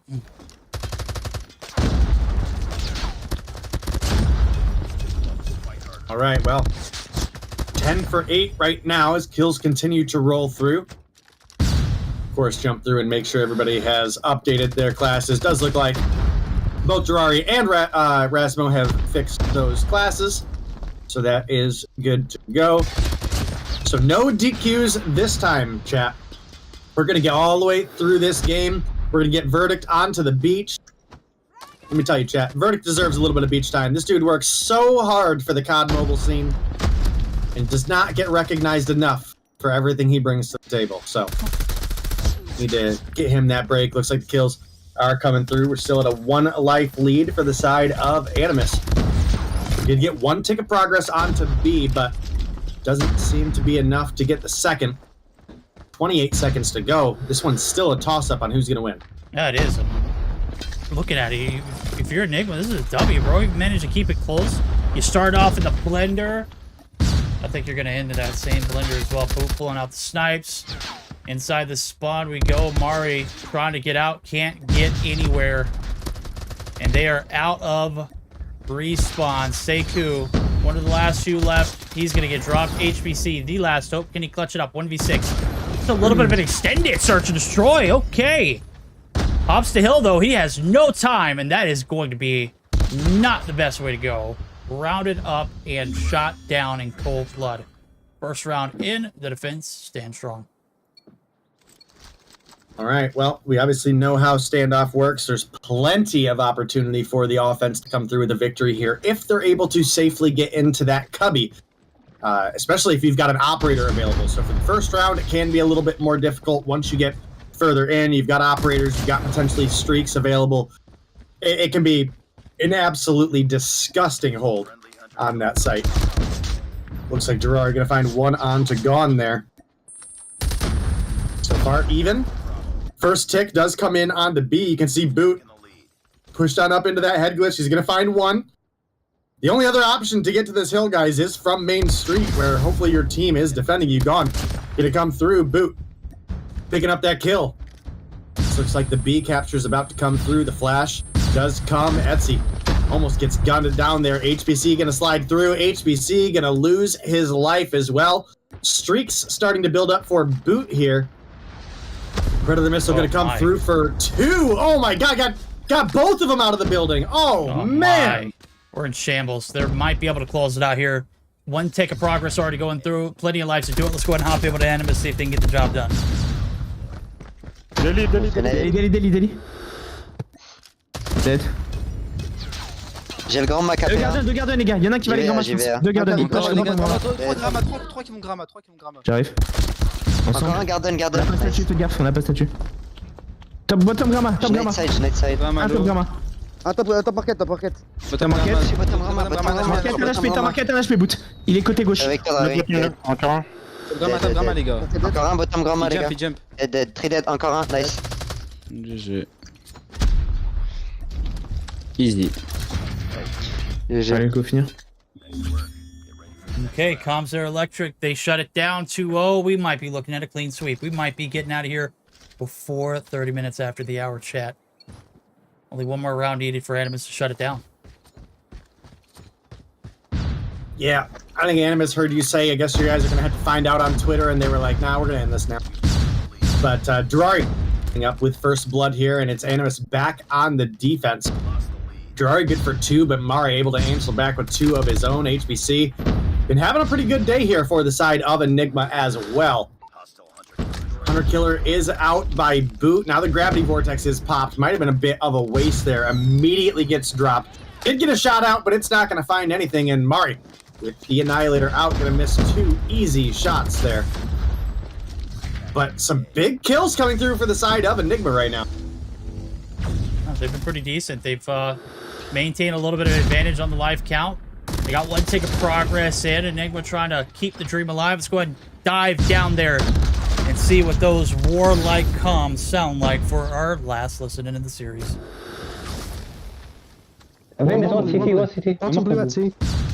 One Deli dead. I go Deli. One blue one. Alright, bomb, Mid street. Statue. He's dead. I play life on A. Bottom granny. CT stun, I missed straight. One barrel. City dunk now. One more daily. Daily and statue. CT dead. One deli dead. Statue. Nice. I got deli. She already checked out. Daily, tractor. Oh, barrel. Tractor weak, Dead one machine. Bro, one is deli. He's pushing both move. Set. Mid flashed. Bakali. Okay, this one coming down to one. Make it done. The 3-0 sweep. The 2-1 series victory. Unless HBC can take down 9 Giants on the left-hand side of their screen. Which he's going to be able to find. Oh my god, Drari. You're disgusting. Enigma, Lev, the lobby. Pointless here in the control. That is going to end our series. We'll take a quick look at the post-action report as soon as it loads up. This one taking forever day. We're certainly going to be able to make it in time, though. Hopefully, we'll see them rally out. We'll just go ahead and get the stats up there for everyone to see before we call it a day. Take a look at the action there. 20 on board for Boot. He's the MVP. Just by a hair, though. 22 on board for Rasmo. Shark with 18, 16 for Drari. We'll take it back to the host desk. Deanna, close us out. I know you're tired. I'm ready to go. Let's go ahead and put a bow on the night and close it out. Well, definitely it was an unexpected third game. It was a more unexpected, S&D overtime. But we are here. We managed to actually get over this day. I'm that tired, not gonna lie. I have work in the morning. I need to sleep like 5 hours. I'm dying. But the hard point was very good, actually. The first set of hills were quite close, right, for both teams. But after, the P1 reset, actually, Animus started to get some kills and more OBJ time. And they actually extended their lead, right? Going into the SND, that was dreadful. I loved it, right? If it would be in other day, but not today, I would be so hyped. I loved the overtime. I loved how they played, how close they hold it, and also I loved watching Murray dropping 25 kills, right? Get the man some help. Exactly. The only downside was that he didn't really get help from his teammates, right? The closest having like 15 kills or less. On the opposition, we had Shark with a lot of kills as well. And then moving into the control, well, I think Animus heard your prayers and they really finished it in 3-0 very fast, not giving Enigma a chance to actually do anything against them. So yeah, I was just like, closing my eyes, opening one round in favor of Animus, and so on. So yeah, overall, this was our broadcast and our 4 matchup today. Out of all days, we didn't have like basically a forfeit, and I'm happy, but I'm tired, right? But I didn't have the chance to actually remind you guys. Next week we're gonna have some schedule. Okay, change the schedule. Schedule changes. Okay. Instead of having on Tuesday and on Thursday, we will have on Tuesday, Wednesday, and Thursday because, I don't want to, let these guys go. So I wanted an additional day to co-cast with them, to be here with them. So yeah, without any jokes, next week we're going to have 3 broadcasts for MOA Mayhem. So we're going to see Tuesday, Wednesday, and Thursday next week. So yeah, overall, this was our day. Can you go over the standings? Probably do that for you guys. In first place, we've got Kings coming through on 106 points. In second place, we've got Animus on 125. Third place is going to be 117 Not Found with 100. Fourth is Exclusive on 85. Fifth is Zidium on 65. And in sixth place, that gatekeeper position is going to be Panic on 60. Now, the 31ers do have a chance to get back into this one. But I think that's about it. Enigma in 8th, Iceman in 9th, and Pegasus in 10th. Bertic, do you want to go over the results very fast? Sure. Yeah, we'll pull it up. I've got our raid on deck just to go. Results. You missed it. You missed a lot of action to be had. Kings, flawless, still 2-0. Nobody contested him so far. Zidium, prove us wrong. Panic, not necessarily living up to their name. 2-1 victory for Zidium. Iceman, That one got a little close, but it never really amounted to much. 2-0 win for them. Enigma win a DQ as well.